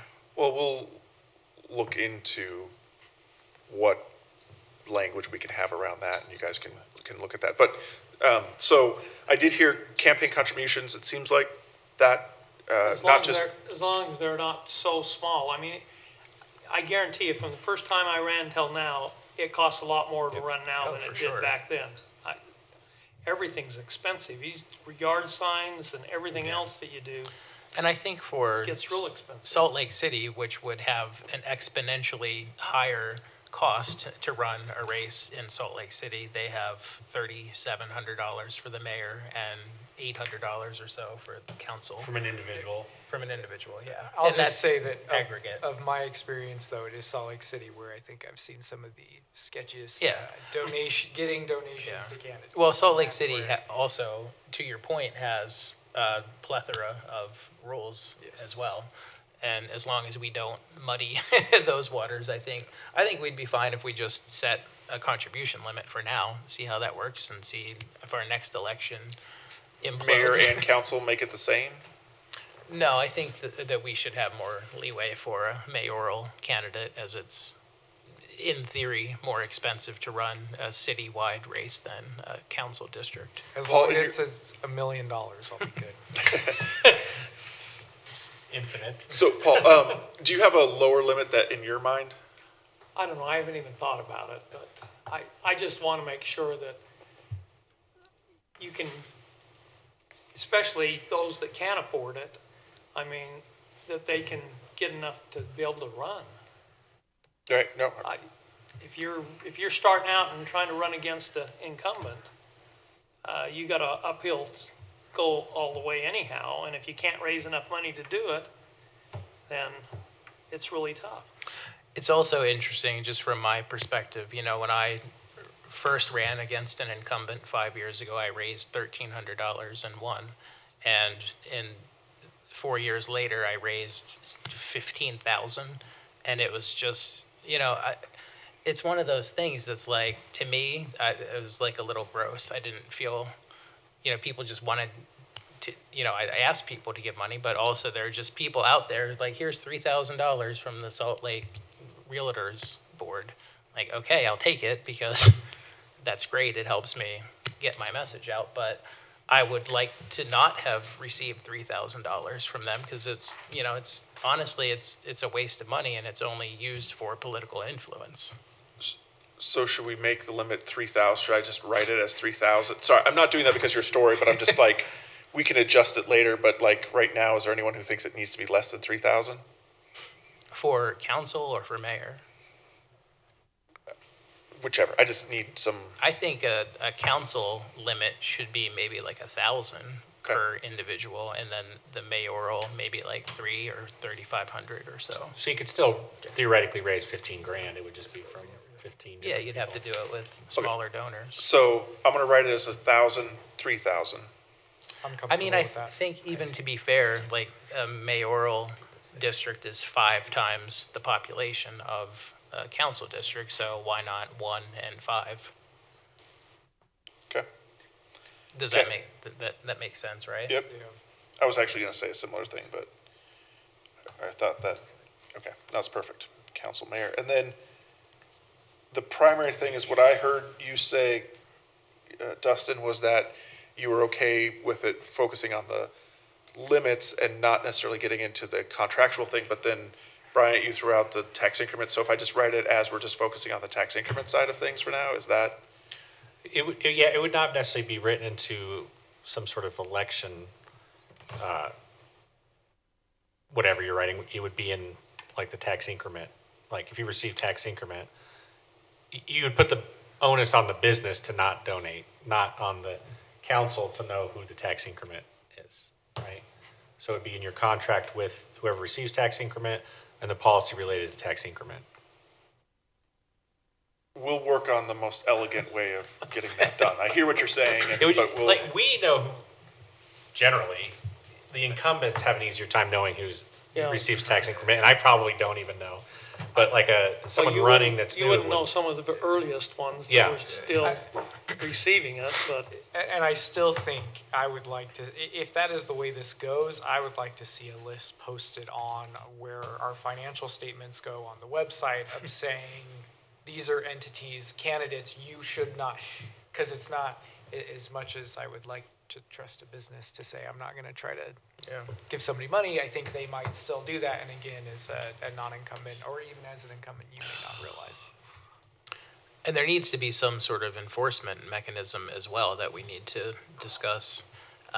You know, we don't, as far as I know, we don't really have that now. So if someone were to I know in Draper, a candidate filed his paperwork like 2 minutes late, some strange situation. And there was like, he was on the ballot and then he wasn't, he was kicked off the ballot. So I don't even know if we have a mechanism like that in the city where if someone were to, just do an absolutely incorrect job with their financial statements. To me, what I've been used to in the past is that's something that can get you removed from the ballot entirely, making not necessarily clerical errors, but making misrepresentations. Maybe Garrett can weigh in, but what I've seen in other cities, just if anyone violates their campaign finance, it's typical. Many of them are sort of silent on it, but the ones that I saw called it an infraction. But that's just around what the penalty would be. So state code currently doesn't make a criminal offense to violate campaign finance. So if you fail to disclose it properly or you receive an anonymous contribution in excess of $50, the penalty is to donate that money to either the general fund, the city general fund, or a nonprofit. That's the penalty for messing that up. And if they don't meet the campaign finance reporting requirements, my understanding is Rory gives them 24 hours to fix it. If they still haven't fixed it, they get removed from the race entirely. Then for personal expenses, if you make an improper personal expense, you pay a 50% fine on whatever that expense was to the city, and you repay your campaign contribution or your campaign fund for whatever the illegal personal expenses. So those are the current penalties as I understand them set by state law. So are you guys looking to do something more than that? I don't think we could, right? That's Go ahead. the state statute. But no, I don't. It says we can put more restrictions on than what they have. It's just difficult because if someone takes a $5,000 check and then they spend it on their campaign and then you say, oh, no, you shouldn't have taken that from them. And now, that candidate is personally, or their campaign is liable to repay that somehow. That can create some issues. But one question I have, on the reporting form that we have is less than 50 and over 50 is how it's separated out. Do we know, is that in ordinance anywhere that we have to do that, or is that just your form? That was something that was a little interesting to me, is that I remember thinking when I was filing. I think that's just keep it a little bit. It's confusing. I bet its origination came from that whole $50 anonymous thing, and it just separated so you can identify. I think there's some ways to clean that up and make things a little more clear for candidates, but I don't think that's anything. I think that can all be administratively done. Sure. I think for this period, we should just focus on the limits, and then, we can always expand on it later, but the dollar amount limits are easy enough to do, and it sounds like enough of us agree that that should be done. And I'm just gonna, Matt may shoot me down for this. I'm just gonna put a primer out there right now that I know other cities have done this, but the law has changed in the meantime with the Supreme Court, with most recently the Senator Cruz case. So just be aware that some preliminary research that I've done may make this not as easy as it seems, just based on the way that the First Amendment constitutional issues with campaign finance have changed in about the last 5 years or so. And like I said, the original thing here is just, we wanted to go through and see if you guys want us to pursue it. What we're hearing is, yes, pursue it. You've given us some direction. So then we'll work with Garrett on crafting this. If there's a bigger problem based on the direction that you guys are provided, we'll come back and talk to you guys about it. Or we'll draft something and explain what the potential downside of it is. Okay. But, Garrett's the attorney, and we'll go with what he says is what the rules are. I wouldn't shoot you down. Not at 10:30 at night. All right, that's it. Thank you. Appreciate it. Bienvenue. We do have a, yeah. I will chair this meeting. Thank you very much, sir. All right. We do have a possible, well, I shouldn't say possible, we have a closed session for strategy sessions to discuss pending or reasonably imminent litigation. I would entertain a motion to go into closed session for that. Mayor, I move that we enter a closed session for the reason you just mentioned. Second. We have a motion and a second. Any discussion on that?